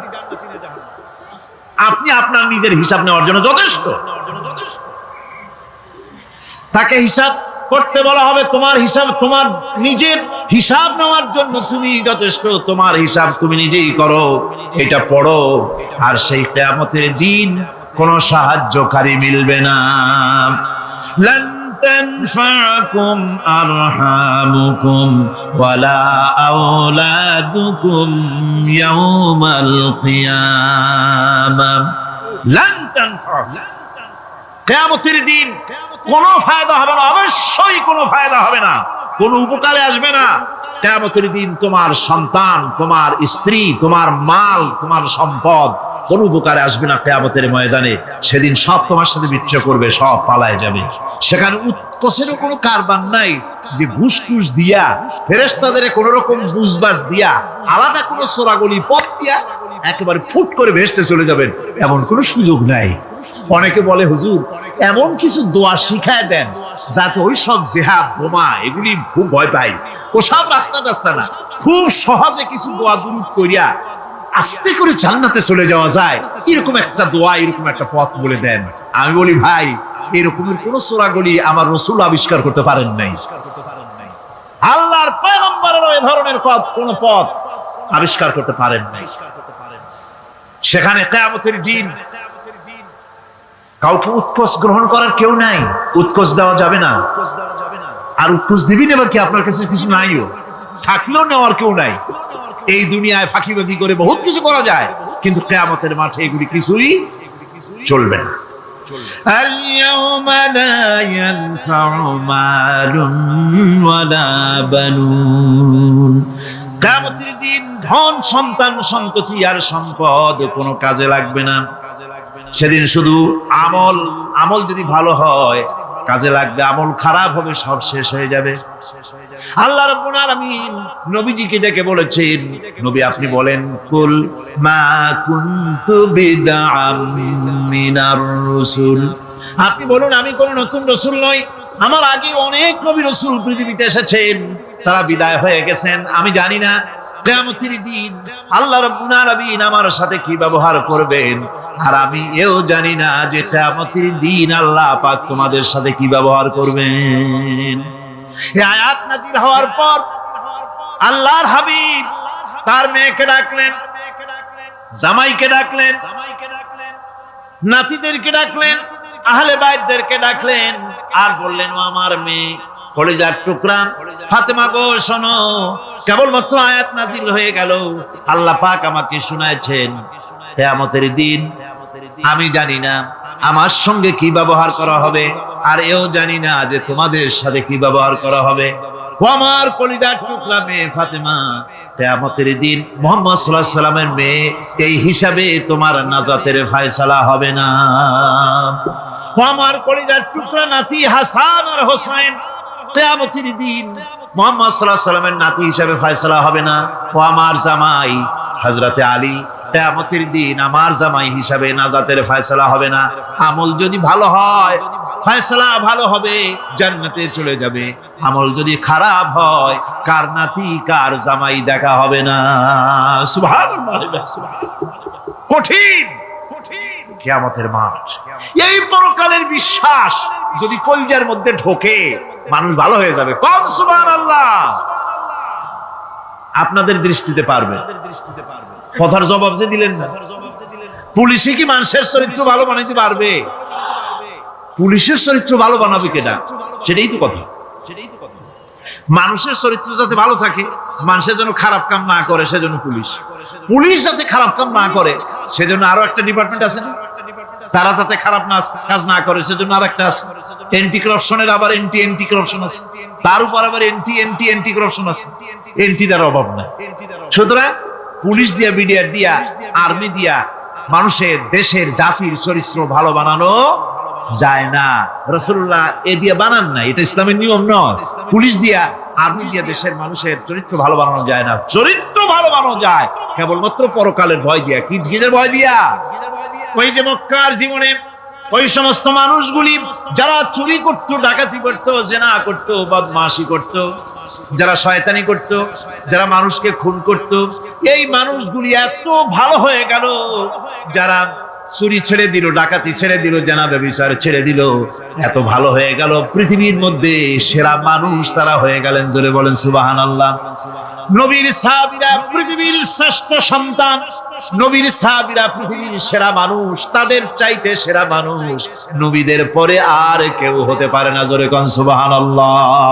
নবীর পরে পৃথিবীতে শ্রেষ্ঠ মানুষ কারা? সাহাবায়ে কেরাম রিদওয়ানুল্লাহি তাআলা আলাইহিম আজমাইন। ওনারা তো কুফরের মধ্যে ছিলেন, শিরকের মধ্যে ছিলেন, চুরি ডাকাতি জেনা ব্যভিচার এমন কোন পাপ নাই যা করা হয়নি। তারপরে যখন আল্লাহর নবীর কাছ থেকে তাওহীদ, রিসালাত ও আখিরাতের দাওয়াত পেলেন, কি সোনার মানুষ এক একজন হয়ে গেলেন। সুবহানাল্লাহ। যারা ছিলেন নারীর সতীত্বের জম, তারা হয়ে গেলেন নারীর সতীত্বের পাহারাদার। যারা মানুষের মাল চুরি করত, ডাকাতি করত, তারা রাতভর মানুষের মালের পাহারা দিল, মানুষের রক্তের পাহারা দিল। সুবহানাল্লাহ বিহামদি। রক্ত ও সম্পদের পাহারা দিল। রাসূল বললেন, খায়রুল কুরুনে কারনি, সর্বশ্রেষ্ঠ যুগ তো আমার যুগ। বন্ধুগণ, এরপরে একটা জীবন আসবে ওই কিয়ামতের ময়দানে। এই পরকালের বিশ্বাসটা গুরুত্বপূর্ণ ব্যাপার। আমাদের সবকিছুর হিসাব দেওয়া লাগবে। আল্লাহ পাক বলেন, ইন্নাস সামআ ওয়াল বাসারা ওয়াল ফুআদা কুল্লু উলাইকা আনহু মাসউলা। নিঃসন্দেহে মানুষের শ্রবণ শক্তি, দর্শন শক্তি এবং তার অন্তঃকরণের কল্পনা সম্পর্কে আল্লাহ রাব্বুল আলামিনের কাছে জিজ্ঞাসিত হতে হবে। কান দিয়া কি করেছিলা, চোখ দিয়া কি করেছিলা, মুখ দিয়া কি করেছিলে, হাত দিয়ে কি করেছিলে, সবকিছুর জবাব আল্লাহ রাব্বুল আলামিনের কাছে দিতে হবে। সবটার জবাব দিতে হবে, কোনো কিছু বাদ যাবে না। এমনকি মনের ভিতরে যে কল্পনা আমরা করি, এই কল্পনার হিসাবও আল্লাহর দরবারে দিতে হবে। কোরআনে কারীম বলছেন, ওয়া ইন তুবদু মা ফি আনফুসিকুম আও তুখফুহু ইউহাসিবুকুম বিহিল্লাহ। মনের ভিতরে তুমি যেটা কল্পনা করো সেটা প্রকাশ করো, অথবা তুমি গোপন রাখো, যাই তুমি করো না কেন, আল্লাহ রাব্বুল আলামিন এর হিসাবও তোমার কাছে নেবেন। ফায়াগফিরু লিমান ইয়াশাউ ওয়া ইউআযযিবু মান ইয়াশাউ ওয়াল্লাহু আলা কুল্লি শাইইন কাদির। মহান আল্লাহ পাক বলেন, করার পর তোমার মনের ভিতরে কি কল্পনা করেছিলে ওইটার হিসাব আমি নেব। হিসাব নেওয়ার পর যারে খুশি ক্ষমা করে দেব, যাকে খুশি শাস্তি প্রদান করব। সবকিছুর উপরে আল্লাহ রাব্বুল আলামিন শক্তিমান, সব তিনি করতে পারেন, সমস্ত কুদরত রয়েছে তার। সুতরাং মানুষদেরকে, আল্লাহর বান্দাদেরকে বিশ্বাস করতে হবে যে আমার কোনো কথা বাদ যাবে না। কথাগুলি রেকর্ড হচ্ছে, কথা রেকর্ড হচ্ছে। আমি যে ওয়াজ করতেছি, এই কথাগুলি রেকর্ড হচ্ছে নাকি হচ্ছে না? অনেক টেপ রেকর্ডার রেকর্ড হচ্ছে, অডিও ভিডিও হচ্ছে। আজ থেকে 50 বছর পর যদি এই রেকর্ড বাজানো হয়, আমাকে যদি বলা হয় যে আপনি অমুক জায়গায় অমুক কথা বলেছেন, আমি যদি বলি না আমি কথা বলি নাই, তারপরে যদি রেকর্ড বাজানো হয়, তাহলে আমি কথা যে বলি নাই যদি বলি, তাহলে এটা ধরা পড়বে না? সেখানে ধরা পড়বে না? তাহলে এই মানুষের কথা প্লাস্টিকের ফিতায় রেকর্ড করে 50 বছর, 100 বছর, 200 বছর, 500 বছর যদি প্লাস্টিকের ফিতায় এটাকে চলচ্চিত্র করে অথবা টেপ রেকর্ডারে করে যদি ধরে রাখা যায়, এই বুদ্ধিটা কে দিলেন কন্ত দেখি? সবাই কন্যা এই বুদ্ধিটা দিলেন কে? যে আল্লাহ রাব্বুল আলামিন মানুষের মাথায় বুদ্ধি দিলেন, যার দ্বারা সে মানুষের কথাবার্তা, অ্যাক্টিভিটি সব ধরে রাখতে পারে। সেই আল্লাহ রাব্বুল আলামিন বুঝি আপনার আমার কথা এবং আপনার আমার অ্যাক্টিভিটিসকে তিনি বুঝি ধরে রাখতে পারবেন না কিয়ামত পর্যন্ত? পারবেন কিনা? সেজন্য রাব্বুল আলামিন বলেন, মা ইয়ালফিযু মিন কাওলিন ইল্লা লাদাইহি রাকীবুন আতীদ। সমস্ত কথা রেকর্ড হচ্ছে। সুবহানাল্লাহ কোন জোরে! সমস্ত কথা রেকর্ড হচ্ছে, একটা কথাও বাদ যাবে না। মুখ আছে বলেই কথা বলবেন তা না, হিসাব করে কথা বলতে হবে, গীবত গাওয়া যাবে না, মিথ্যা কথা বলা যাবে না, মিথ্যা ওয়াদা করা যাবে না। মিথ্যা ওয়াদার তো মৌসুম এসে গেছে। কি কোন বোঝেন কথা? হ্যাঁ, মিথ্যা ওয়াদা মৌসুম এসে গেছে। এখন মৌসুমে বাহার, মিথ্যা বলার। কত সুন্দর সুন্দর ওয়াদা, সোনা দিয়া রাস্তা বানায় দেবো। অভুক্ত মানুষদের বলা হয় না খেয়ে মরবেন না, কিন্তু কি খেয়ে মরবে তাও কয়। আমরা যদি যাইতে পারি তাহলে মটকির মতো রসগোল্লা বানাই, গরুর গাড়ির চাকার মতো জিলাপি বানাই, খাইতে গিয়ে হা করে চিত হয়ে থাকি। কত রঙিন রঙিন কথা মিথ্যা ওয়াদার সময়। ভাইরা আমার, পরকাল যদি বিশ্বাস করে সেই ব্যক্তি কিছুতেই মুখ আছে বলেই যা খুশি বলবে না, পরনিন্দা করবে না, পরচর্চা করবে না, হাত আছে বলেই যা তা লিখবে না। ঘটনা হইল একটা লিখলো আর একটা, কলম একটা আছে বলেই যা খুশি তা লেখা যায় না, মুখ আছে বলেই যা খুশি তা বলা যায় না, চোখ আছে বলেই যা খুশি তা দেখা যায় না। গরু খাওয়া জায়েজ করা হয়েছে বলে গরুর লেজ থেকে মাথা পর্যন্ত পাইকারি দরে সব খাওয়া যায় না। গরু খাওয়া হারাম না হালাল? হালাল। পাইকারি দরে লেজ থেকে মাথা পর্যন্ত সব খাওয়া হালাল না। ওর মধ্যে আল্লাহ কিছু হারাম রেখে দিয়েছে, সেগুলোকে বাইসে খাইতে হবে। আল্লাহ দেখতে চান পাইকারি দরে জমের খাওয়া খাও না আমার হারাম গুলি বাদ দিয়ে খাও, নিষেধ করা গুলি বাদ দিয়ে খাও। মুখ আছে বলেই যা খুশি তা বলা যাবে না, কান আছে বলেই যা খুশি তা শোনা যাবে না, চোখ আছে বলেই যা খুশি তা দেখা যাবে না, হাত পা আছে বলেই যা খুশি তা করা যাবে না। সবটার পেছনে আল্লাহ রাব্বুল আলামিনকে ভয় করা লাগবে। মহান আল্লাহ রাব্বুল আলামিন বলে, বান্দারে তোমার সমস্ত কার্যাবলী এমনকি তোমার চাহনিটা পর্যন্ত কার দিকে কি নিয়তে তাকায়ছো কেউ জানে না, আমি আল্লাহ রাব্বুল আলামিন জানি। وَيَعْلَمُ خَائِنَةَ الْأَعْيُنِ وَمَا تُخْفِي الصُّدُورُ। তোমার অন্তঃকরণ কি জিনিস গোপন করে আর তোমার চক্ষু কি লুকোচুরি খেলে আমি টের পাই। সুবহানাল্লাহ বিহামদি। চশমার ফাঁক দিয়া কি দেখো, কানে দেখো, কি নজরে দেখো, সানগ্লাস পরিয়া কেউ ঠিক পায় না, আমি ঠিক পাই। সুবহানাল্লাহ, জোরে কোন সুবহানাল্লাহ। সুতরাং চোখের নজরের হিসাব হবে, হাতের কাজের হিসাব হবে, পায়ের চলার হিসাব হবে, আপনার বলার হিসাব হবে, মুখে যা বলেছেন, যা করেছেন, হাত পাও দিয়ে যা করেছেন সবকিছুর হিসাব হবে কিয়ামতের দিন।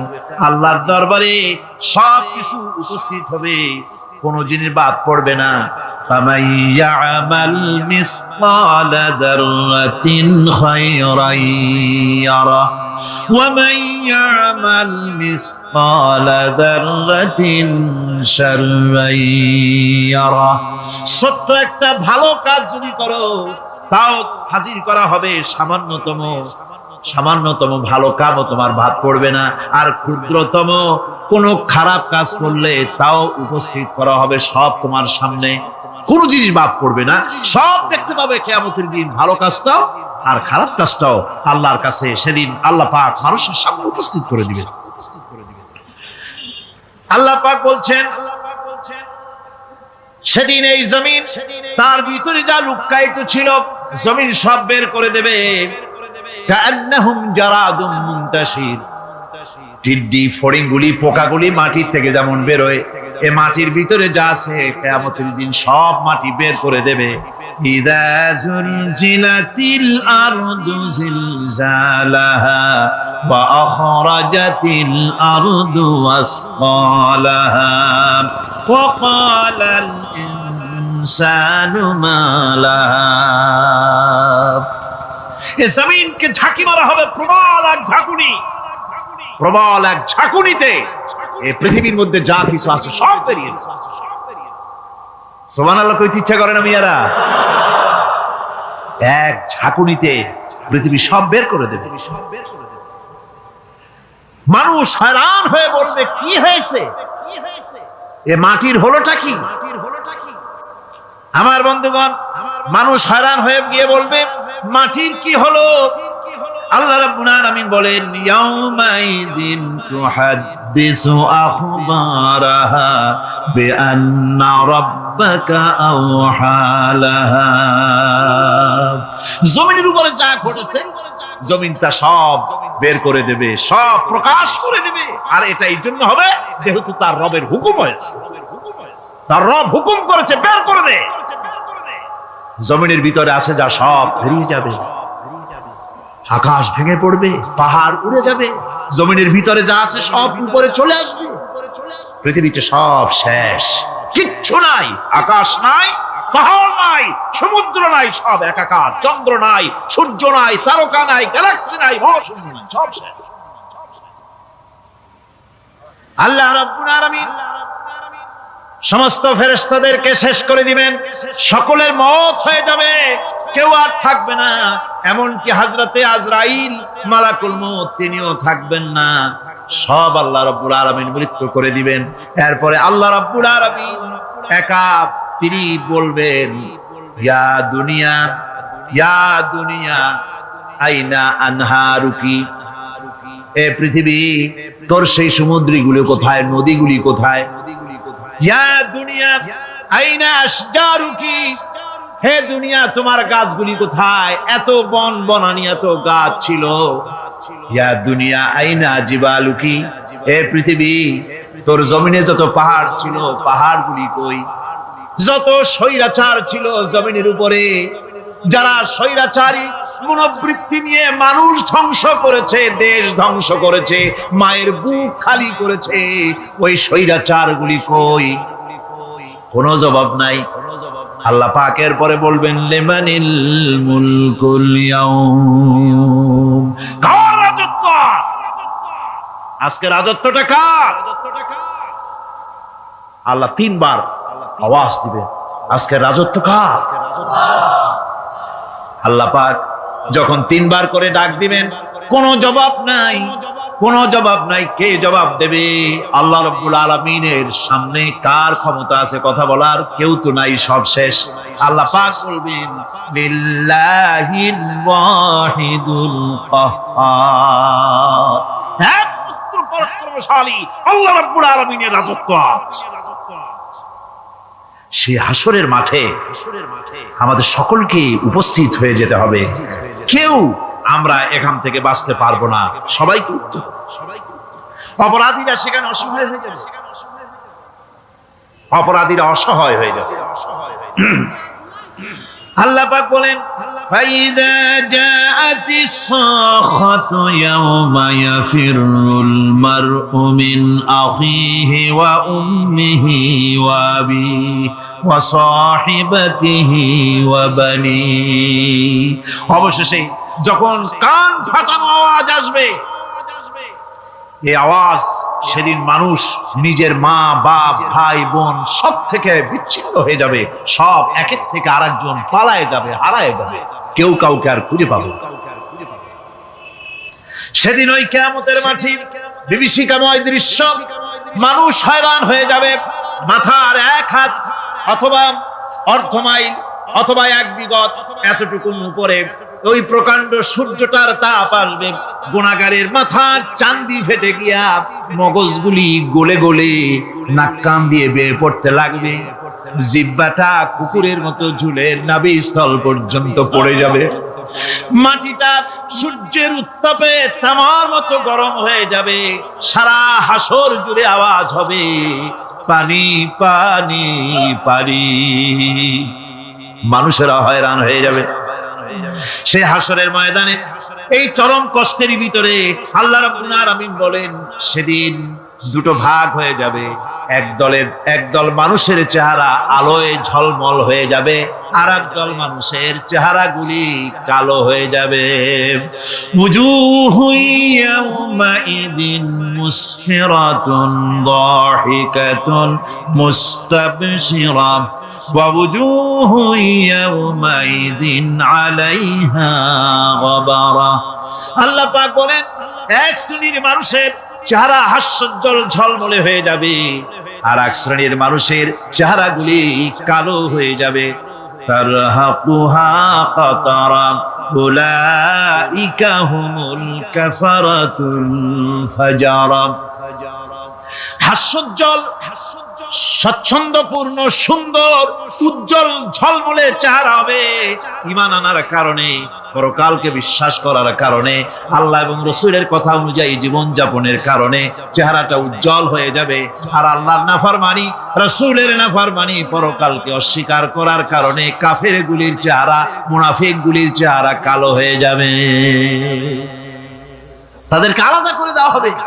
আমতাজুল ইয়াওমা আইয়ুহাল মুজরিমুন, মুজরিমদেরকে আলাদা করে দেওয়া হবে, দুইটা ভাগ হয়ে যাবে। এই চরম অবস্থা সৃষ্টি হবে কিয়ামতের ময়দানে। সেদিন রাসূল করিম সাল্লাল্লাহু আলাইহি ওয়াসাল্লাম উম্মতের জন্য সুপারিশ করবেন। সেই সুপারিশ যেন আমাদের করতে পারেন, সেজন্য আমাদেরকে তৈরি করতে হবে, সে ধরনের যোগ্য আমাদেরকে বানাতে হবে।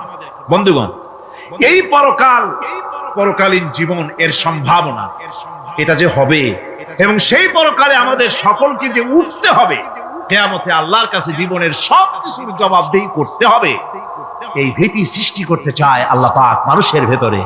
আল্লাহ পাকের চাইতে মানুষের কল্যাণকামী আর কেউ আছে? চিল্লায় কোন আল্লাহর চাইতে, বিশ্ববাসীর সৃষ্টি জগতের কল্যাণকামী আল্লাহর চাইতে, রাসূলের চাইতে বেশি কেউ কি আছে? সে আল্লাহ পাক সব বলে দিলেন, ওপেন সিক্রেট করে দিলেন, সব গোপন ফাঁস করে দিলেন। কেমনে বিচার হবে, কেমনে কিয়ামত অনুষ্ঠিত হবে, কেমনে কি হবে, সব খুলে খুলে আল্লাহ পাক বলে দিলেন আমাদেরকে ভালো হওয়ার জন্য। কোরআনে কারীম বলছে, লাইসাল বিররা আন তুওয়াল্লু ওয়ুজুহাকুম কিবালাল মাশরিকি ওয়াল মাগরিব। পূর্ব পশ্চিমে মাথা ঘুরানো, সার নত করা, মাথা ঘুরানো, মুখ ঘুরানো, এটাই কিন্তু সৎ কাজ এবং পুণ্যবান হওয়ার, সৎ কাজ করার, নেককার হওয়ার জন্য যথেষ্ট নয়, বরং ওয়ালাকিন্নাল বিররা মান আমানা বিল্লাহি ওয়াল ইয়াউমিল আখির। প্রকৃতপক্ষে সৎকারী মুমিন, ভালো কাজ করা, প্রকৃত মুমিন, সত্যিকারের ভালো মানুষ, সত্যিকারের ইমানদার হওয়ার জন্য 10টি কাজ লাগবে। কয়টি কাজ? 10টি কাজ লাগবে। সেই 10টি কাজের একটি কাজ গত বছর আপনাদের খেদমতে আরজ করা হয়েছে, 2টি বলা হয়েছে, বাকি আজকে বললাম আর একটা, হয়ে গেল 3টা। বাকি আছে কয়টা? 7। বাকি আছে আরো 7। পরকাল ভিত্তিক জীবনযাপন যদি করতে পারি, তাহলে আমরা হব দুনিয়ার শ্রেষ্ঠ মানুষ। কোন আলহামদুলিল্লাহ। وسخر لكم ما في السماوات وما في الأرض। এই পৃথিবীতে যা কিছু তোমরা দেখতে পাও, এই সব কিছুকে তোমার অনুগত করে দেওয়া হয়েছে, যাতে করে তোমার সাহায্য করতে পারে, তোমার সহযোগিতা করতে পারে।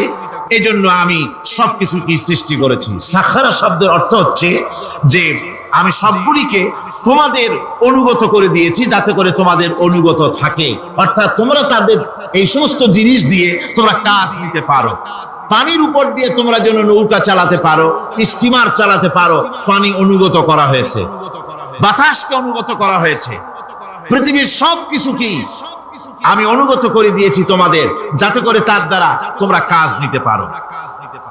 অন্যত্র আল্লাহ বলছেন, আল্লাহুল্লাযী খালাকাস সামাওয়াতি ওয়াল আরদা ওয়া আনজালা মিনাস সামাই মাআন ফাআখরাজা বিহি মিনাস সামারাতি রিজকান লাকুম।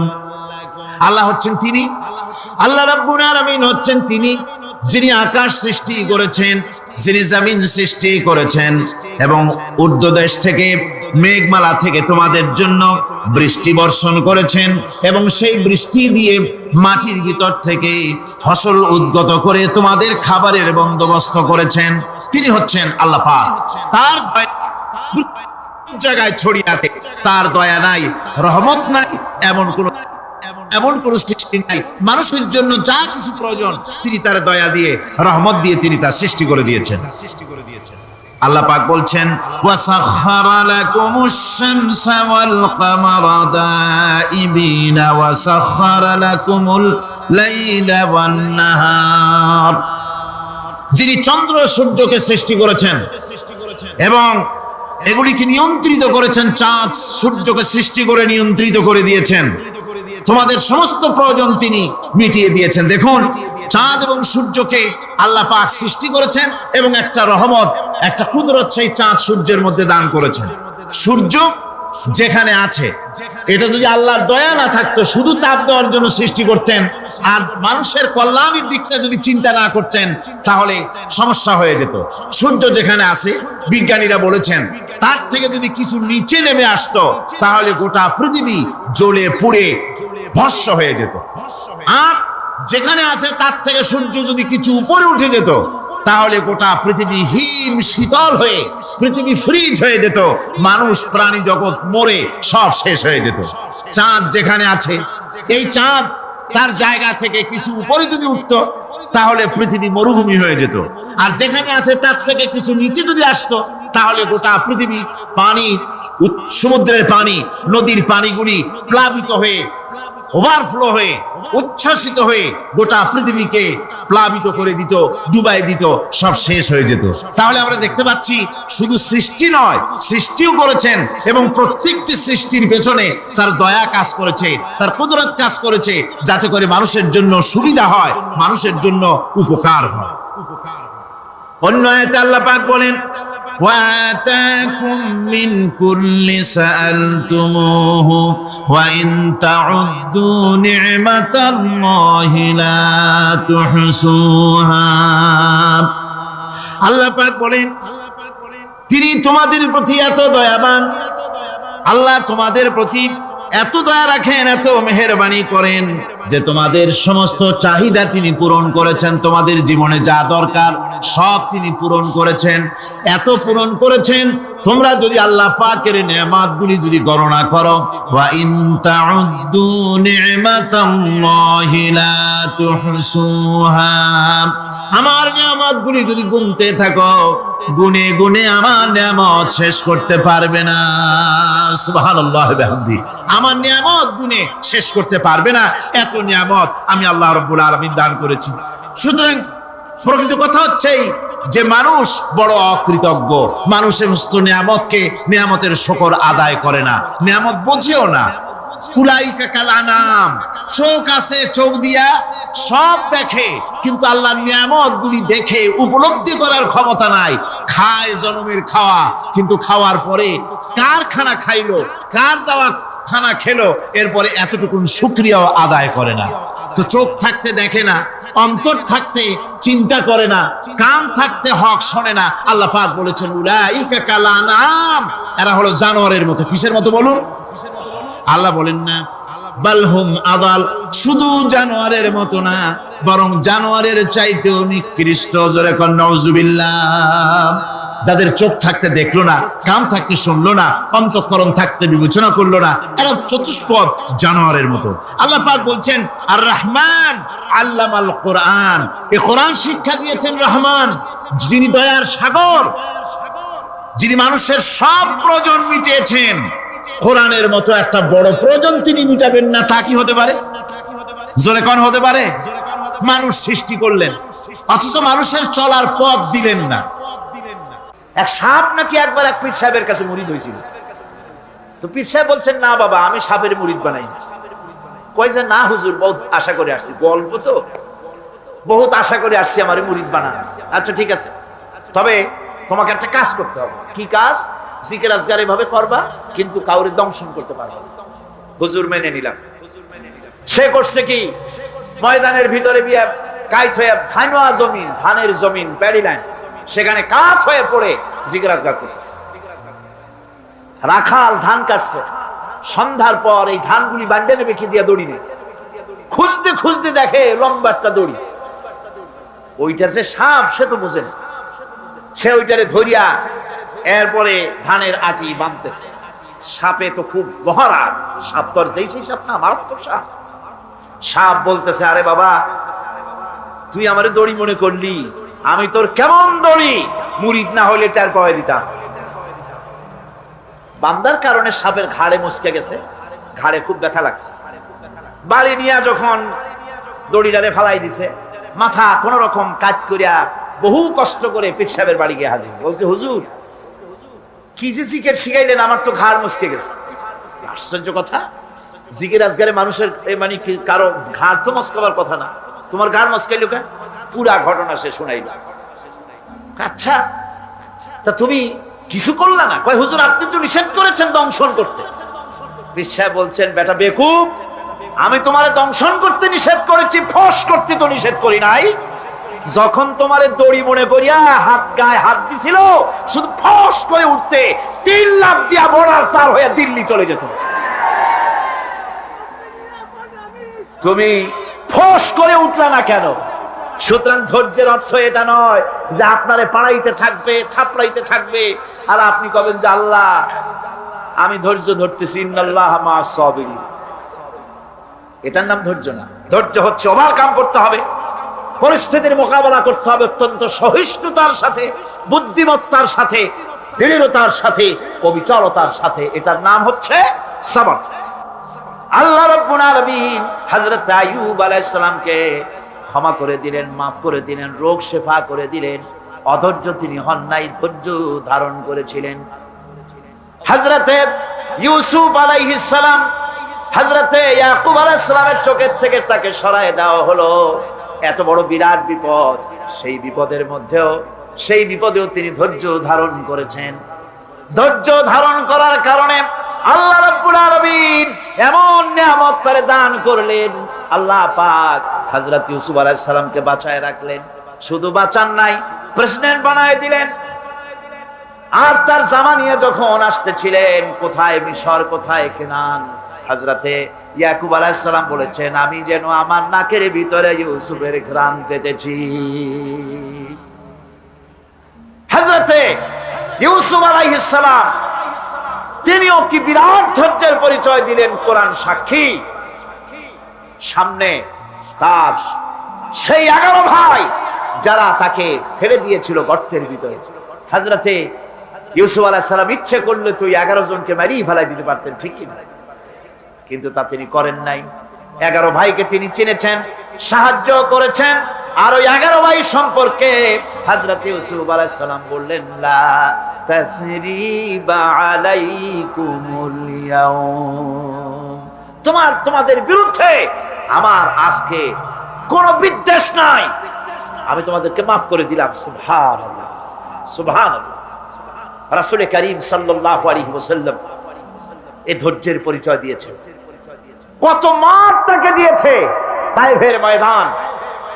যারা তায়েফে গেছেন তারা দেখেছেন, সরু রাস্তা, দুই দিকে পাহাড়, এই দুই দিক থেকে যুবকেরা পাথর নিক্ষেপ করছে, আর তিনি পড়ে যাচ্ছেন। আবার কাফেরেরা জবরদস্তি করে হাঁটাচ্ছে, আবার পাথর মারতেছে, আবার বেহুশ হচ্ছেন। 3 বার বেহুশ হয়ে পড়েছিল। ফেরেশতা বলেছে, হে আল্লাহর নবী, আমাদেরকে অনুমতি দেন, আমাদেরকে হুকুম করে দেন, আমরা এই পাহাড় গুলি দিয়া চাপা দিয়া কাফের গুলিকে শেষ করে দেই।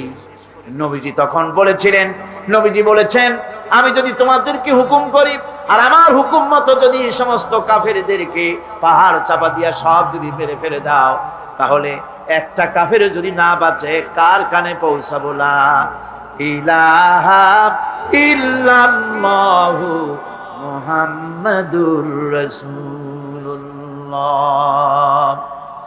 নবীজি গায়ের রক্ত মুছে 2খানা হাত আল্লাহর দরবারে তুললেন আর দোয়া করলেন, আয় আল্লাহ রব্বুল আলামিন, এই কাফির বেঈমানের আমারে চেনে নাই, বোঝে নাই, আমি যে তোমার নবী, ওরা তা বুঝতে পারে নাই, না জেনে না বুঝে আমার উপরে যে অত্যাচার করলো, আয় আল্লাহ তুমি যেন রাগ করে এই কাফেরদের পরে তুমি যেন গজব নাজিল করো না।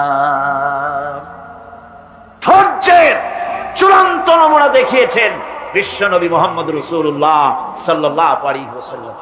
উহুদের বুখারী শরীফের কিতাবুল মাগাজির মধ্যে আছে, উহুদে চতুর্দিক থেকে রাসূল করিম সাল্লাল্লাহু আলাইহি ওয়াসাল্লামকে ঘেরাও করা হয়েছে।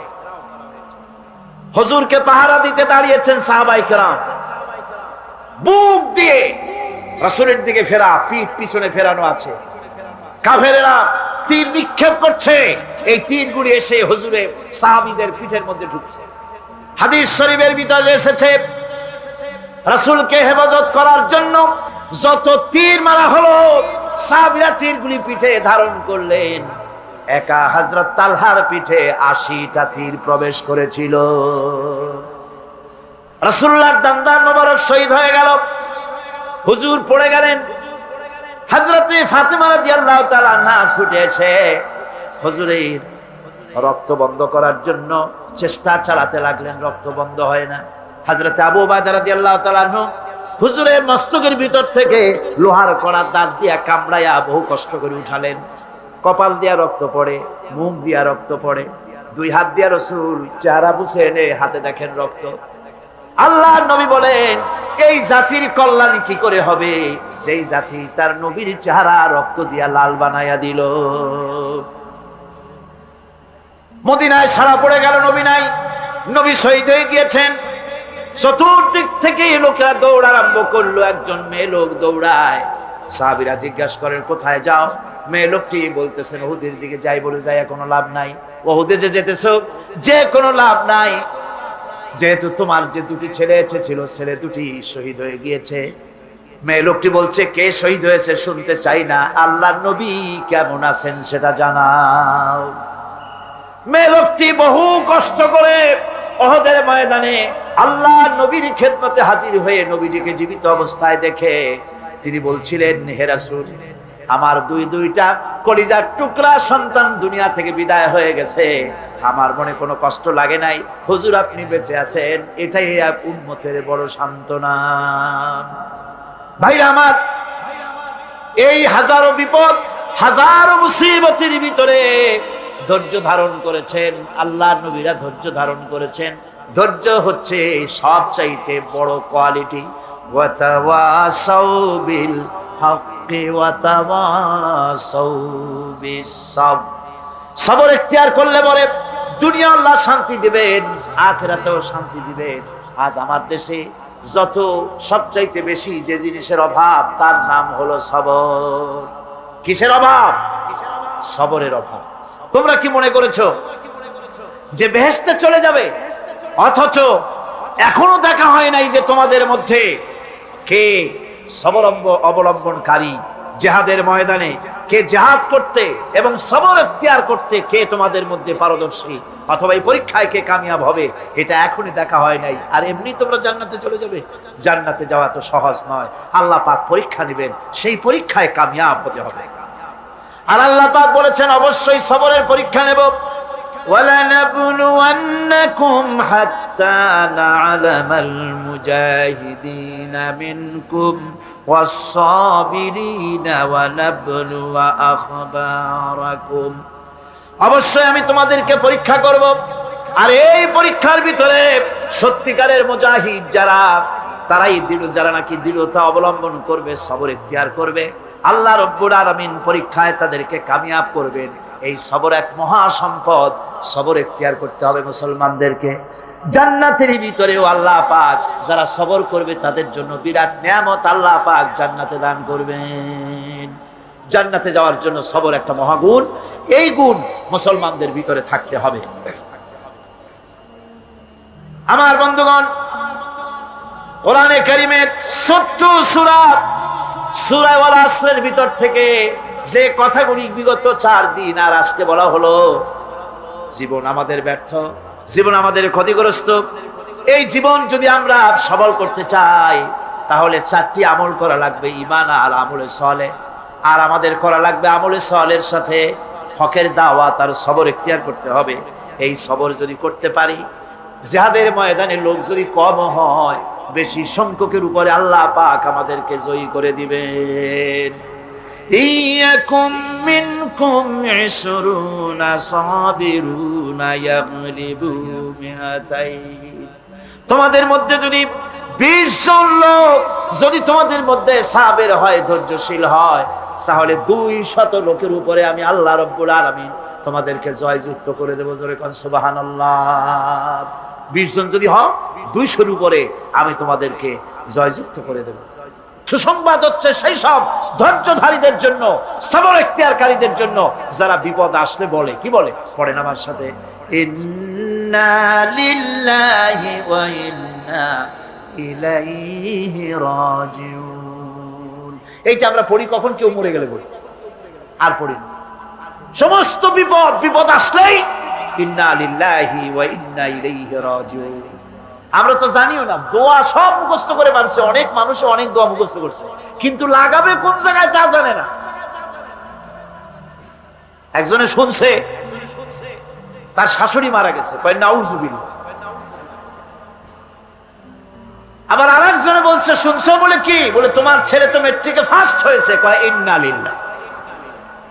দোয়া মুখস্থ করছে, লাগাইবি কোথায়? যায়। ইসলাম আমাদের সব শিখাইছে। আশ্চর্য হবেন, বলবেন মাশাআল্লাহ, সুবহানাল্লাহ। খোঁজ খবরই শুনবেন, আলহামদুলিল্লাহ। খাইতে মজা লাগতেছে, বলবেন আলহামদুলিল্লাহ, সুবহানাল্লাহ।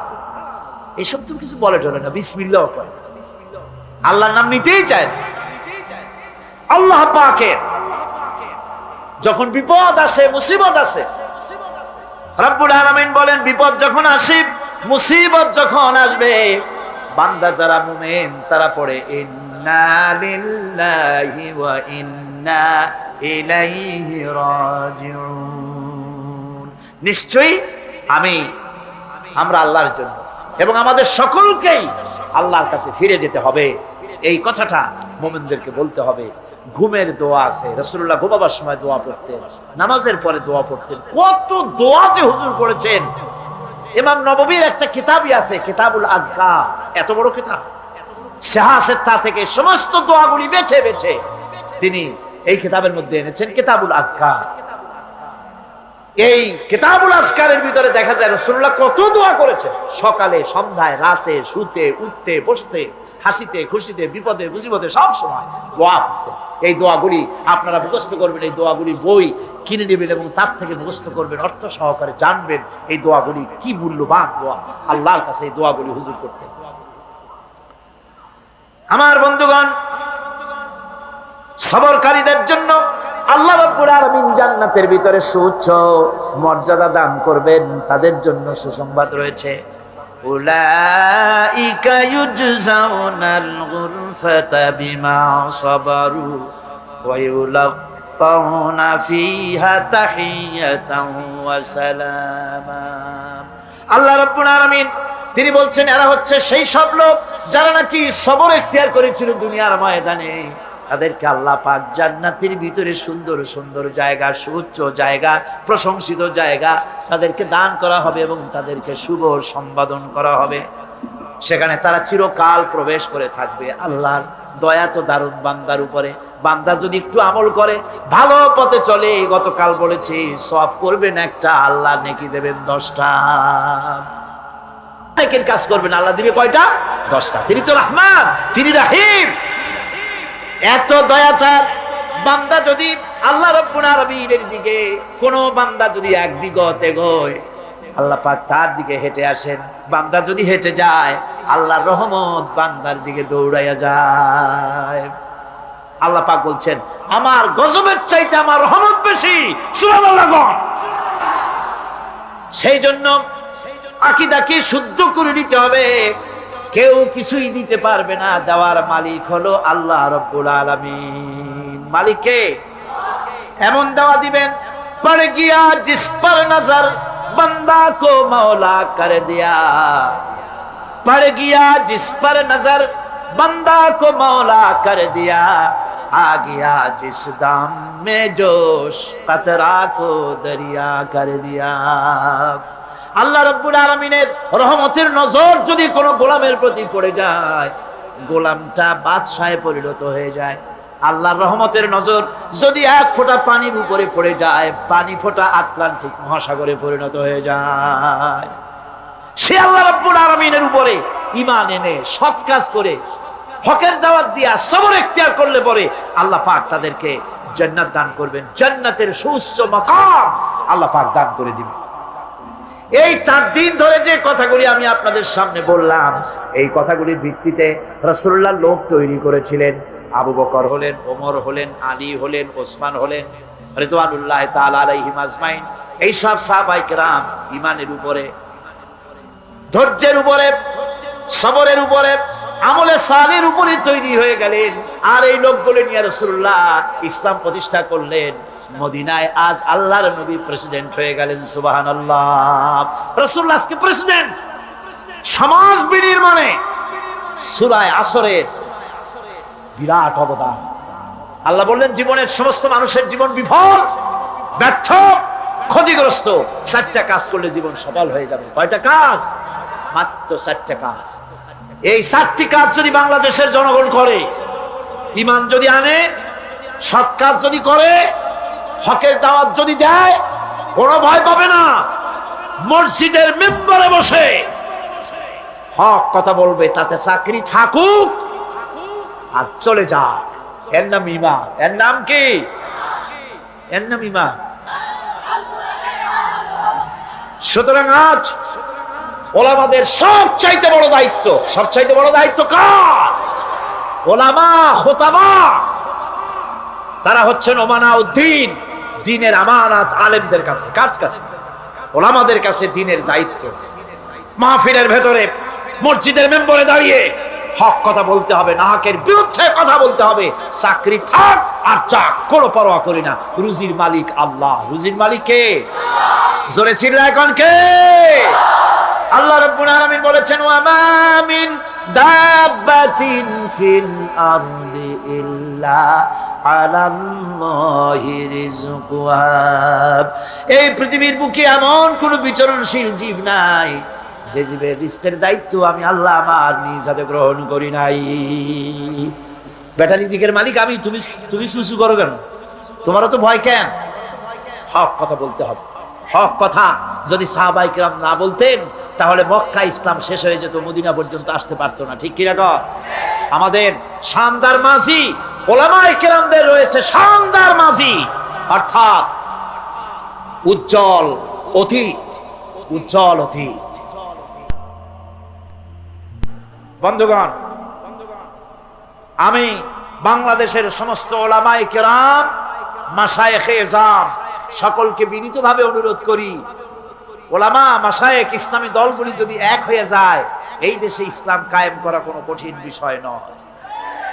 আমার এই কথা কি ঠিক? ওলামারা এক হইলে, পীর সাহেবরা, ইসলামী দলগুলি এক হলে ইসলাম যে কায়েম হয়ে যাবে, এ কথা আমাদের শত্রুরা বোঝে নাকি বোঝে না? বোঝে কি না? বোঝে বলেই এক হতে দেয় না। আপনারা যেন অন্যদের শিকার হবেন না, ম্যাক্সিমাম স্যাক্রিফাইস করতে আমরা যেন পারি। সমস্ত টুপি আমরাই 5 কোটি বানাইতে পারবো না, সম্ভব? সব টুপিগুলি গোল বানাইতে পারবো না, সব টুপিগুলি কিস্তি বানাতে পারবো না। জামায়, টুপিতে, বিভিন্ন ব্যাপারে কিছুটা ব্যতিক্রম তো থাকবেই, অতীতেও ছিল, এখনো আছে। সুতরাং এইগুলিকে আল ইত্তেহাদ মাল ইখতিলাফ, ছোটখাটো মতভেদ ভুলে গিয়ে ঐক্যের প্ল্যাটফর্মে আসতে পারলে এদেশে ইসলাম কায়েম হওয়ার সম্ভাবনা 100-তে 100 ভাগ। শুনলেন না বিদেশি বক্তারা কি বক্তৃতা করলেন? জীবনেও এত বড় কোরআনের মাহফিল চোখে দেখেনি। সুবহানাল্লাহ, সুবহানাল্লাহ। সেই বাংলাদেশে যদি কোরআনের শাসন কায়েম না হয়, তাহলে আমি একটা মারাত্মক বড় কথা বলবো। এই দেশে যদি ইসলাম কায়েম না হয়, সাধারণ জনগণ দায়ী হবে না। কিয়ামতে আমি আশঙ্কা করি আলেম ওলামা, পীর বুজুর্গ, ইসলামী দলগুলি দায়ী হয়ে যাওয়ার সম্ভাবনা বেশি। আল্লাহ যেন দয়া করে সব ওলামাদেরকে, পীর সাহেবদেরকে বুকে বুকে মেলার তৌফিক দান করে দেয়। আল্লাহ যেন আমাদের মধ্যে পারস্পরিক মহব্বতকে বৃদ্ধি করে দেন। আওলাদ রাসূল আমার থেকেও সুন্দর করে বলেছেন, আলিয়ায় পড়লে সবে দেখতে পারে না, তার ইলম সব কুছ খা লিয়া।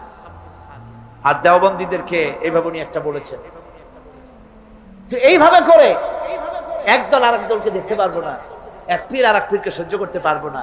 এটাই আমাদের পতনের কারণ। আল্লাহ যেন আমাদের সকলকে এক প্ল্যাটফর্মে বসার, একজন আর একজনকে চুমা খাওয়ার, বুকের সাথে লাগাবার তৌফিক আল্লাহ যেন দিয়ে দেয়। সকলে কোন আমিন। বন্ধুগণ, ওলামাদের ব্যাপারে আমি খুব আশাবাদী। আমি এখন অত্যন্ত আশাবাদী বাংলাদেশে ইসলাম কায়েম হবে ইনশাআল্লাহ, ইনশাআল্লাহ। কারণ আমরা আমাদেরকে দাবায় রাখতে পারবে না কেউ। বিশ্বকবি, কবি সম্রাট আল্লামা ইকবাল রহমাতুল্লাহ আলাইহি বলেছেন, বাতিল সে দবনে ওয়ালে আয়াসমা নেহি হাম, बातिल से दबने वाले आसमां नहीं हम, सो बर कर चुका है तू इम्तिहान हमारा। বাতিলের সামনে মাথা নত করার জাতি আমরা নই। আকাশ বারবার পরীক্ষা করেছে, আমরা বাতিলের সামনে মাথা নত করব না। আমরা ভেঙ্গে যাব, মাথা নিচু করব না। আমাদের জেল হতে পারে, আমাদের ফাঁসি হতে পারে, কিন্তু তারপরেও কোরআনের রাজ বাংলাদেশে কায়েম হবে ইনশাআল্লাহ। আরো জোরে বলেন আমিন। এরপরে আমি মা বোনদের ব্যাপারে বলতে চাই। মা বোনদের ব্যাপারে তো এখানে আজকে হাজার হাজার মা বোনেরা এসেছিলেন, তাদের ব্যাপারে আমরা কথা বলেছি, বহু প্রশ্নের জবাব দিয়েছি। মা বোনদের বলতে চাই, ইসলাম আপনাদেরকে ঠকায় নাই। বিশ্বাস করেন, আমার মা বোনেরা যদি জানতেন ইসলাম তাকে, এই কোরআন তাকে কি অধিকার দিয়েছে, আমার রসুল তাকে কি অধিকার দিয়েছে, এই কথা যদি আমার মা বোনেরা জানতেন, অবশ্যই তারা সব রকমের সংগঠন ছেড়ে দিয়ে এক প্ল্যাটফর্মে এসে সরকারের কাছে তারা দাবি জানাতেন, কিচ্ছু চাই না, কোরআন আমাদের যা দিয়েছে সেইটা আমাদের ফিরাইয়া দাও। মা বোনেরা সেই আন্দোলন করুন, আপনাদের ইজ্জত বাঁচবে, সম্ভ্রম বাঁচবে, সতীত্ব বাঁচবে, দেশ বাঁচবে, জাহান্নাম থেকে কিয়ামতে বেঁচে যাবেন যদি কোরআনের পক্ষে আপনারা কাজ করতে পারেন। আল্লাহ সেই তৌফিক আপনাদেরকে যেন দান করেন, আমরা বলি আমিন। জোরে বলেন। মা বোনেরা, পর্দা আজকে দেশ থেকে উধাও হয়ে যাচ্ছে। পর্দার কনসেপ্ট যেটা আছে সেটা চলে যাচ্ছে। নারীরা বেপর্দা হচ্ছে, জেনাবে বিচার বাড়তেছে, ধর্ষণ বাড়তেছে, হারামি বাড়তেছে। মা বোনদের বলবো, ইসলাম যে ধরনের পর্দা করতে বলেছে সেই পর্দা আপনারা সেভাবে করুন। সে ব্যাপারে বহুত বই আছে, বইগুলি খরিদ করে পর্দার নিয়ম কানুন জেনে সেভাবে আপনারা চলেন। আপনার চাকরি বাকরি, অফিস আদালত তেজারত সবটাই করতে পারবেন পর্দার ভেতরে থেকে। আল্লাহ যেন সে তৌফিক আপনাদেরকে দেন। যুব সম্প্রদায়ের ব্যাপারে বলতে চাই, আজকের মাহফিলে যুবকদের সংখ্যা কম না বেশি? বেশি মানে কি? জনমের মতো বেশি। আলহামদুলিল্লাহ, আলহামদুলিল্লাহ। একটি জিনিস সম্পর্কে আমি আপনাদেরকে বলবো, সেটা হলো আমার দেশের সবচাইতে নারী নির্যাতনের বড় হাতিয়ার হলো যৌতুক। অবশ্য চট্টগ্রামে যৌতুক নাই, আছে এখানে? কি সর্বনাশ! মনে করছিলাম যে অন্তত চট্টগ্রামটা যৌতুকের হাত থেকে মুক্ত আছে বোধহয়। এখানে বেশি যৌতুক প্রথা, এটি হারাম। বিবাহে মহারানা দিতে হয়। মহারানা দেওয়া কি সুন্নত না নফল? মাশাআল্লাহ, আপনারা তো জানাই আছে মহারানা দেওয়া ফরজ। এই ফরজ দায়িত্ব আপনাকে আদায় করতে হবে। সেই ফরজ আদায় না করিয়া, মহারানা ফরজ সেটা আদায় না করে মেয়েওয়ালার কাছ থেকে হারাম যৌতুক আদায় করা হয়, বেবরকতি হবে না তো হবেটা কি? বিবাহের সময় শ্বশুর যদি কিছু দেয়, সুন্নত দেওয়া সুন্নত, নেওয়া সুন্নত, কিন্তু জোর করে আদায় করে নেওয়া হারাম। আপনার ছেলে যখন বিবাহ দিবেন, কোরআনের মাহফিলে ওয়াদা করতে পারবেন যে অন্তত আমার ছেলে বিয়ে দেওয়ার সময় শুকরের মাংসের মতো হারাম যৌতুক আদায় করব না। পারবেন ওয়াদা করতে? তাহলে ছেলের বাপেরা, যে সব বাপেদের ছেলে আজও বিয়া হয় নাই, ওই সব ছেলেদের পিতারা হাত উঁচু করে দেখান। হাত, অনেক বাচ্চারা হাত তুলছে, আরে বাচ্চারা তো বাপ হও নাই, হাত উঁচু করুন আমি দেখি। আর আমি যতদূর না দেখবো আল্লাহ তো দেখতেছেন। কে দেখতেছেন? হাত নামান। আলহামদুলিল্লাহ, জোরে কোন আলহামদুলিল্লাহ। এবার তরুণ, যুবক, কিশোর যারা বিয়া করো নাই, হাত নামাও, হাত নামাও, হাত নামাও। আচ্ছা, বিবাহ করার সময় থামো না। বিবাহ করার সময় তোমার কাছে মূল্য কোনটার বেশি? টেলিভিশনের মূল্য বেশি না বউর দাম বেশি? শ্বশুরের দেওয়া খাট না হইলে শুইতে পারবা না। তুমি কি এমন ভিক্ষুকের পোলা নাকি? শ্বশুরের পালঙ্ক দিতে হবে, শ্বশুরের টেলিভিশন দিতে হবে, শ্বশুর সোনা দানা দিয়ে দেবে। তুমি কি ভিক্ষুকের বাচ্চা? তুমি পুরুষ। তোমার আত্মমর্যাদা, পার্সোনালিটি, শাখসিয়ত, ব্যক্তিত্ব থাকতে হবে। মেয়ে লোকের বাপের কাছ থেকে তুমি অর্থ নিবে কেন? সে যদি কিছু দেয় আলহামদুলিল্লাহ, না দেয় আলহামদুলিল্লাহ। বউকে গালি দিতে পারবে না। বউকে, বউয়ের মাকে, তার বাবাকে কখনো খোঁটা দেওয়া যাবে না। বিনা যৌতুকে বিবাহ করবে যারা, সেই সব অবিবাহিত যুবকের আবার হাত উঁচু করে দেখো, হাত উঁচু করে রাখো, আমি দেখি। দাঁড়াবে না, বসো। খালি হাত, খালি হাত। এই মেয়ে বসো। এর দ্বারা বোঝা গেল কি জানেন? বোঝা গেল মাহফিলে যারা এসেছে তার 90% মতো যুবক, তারুণ্যের শক্তিতে উদ্বেল যুবকেরা মাহফিলে এসেছে। যে দেশের তরুণেরা, যুবকেরা কোরআন শুনতে আসে, সে দেশের কোরআনের আইন বন্ধ করার ক্ষমতা কারো নয়।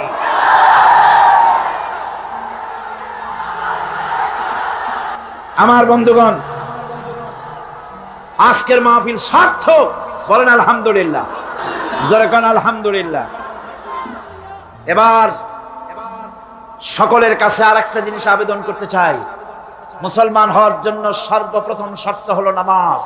প্রথম শর্ত কি? এই নামাজ বহু মুসলমানেরা পড়ে না, ঠিক কিনা? বহু মুসলমান আছে নামাজ পড়ে না, বহুত। এই মাহফিলে আসছে, চলে যাবে, বাড়ি যায় ঘুমায় থাকবে, সে নামাজ পড়বে না। আছে না এমন?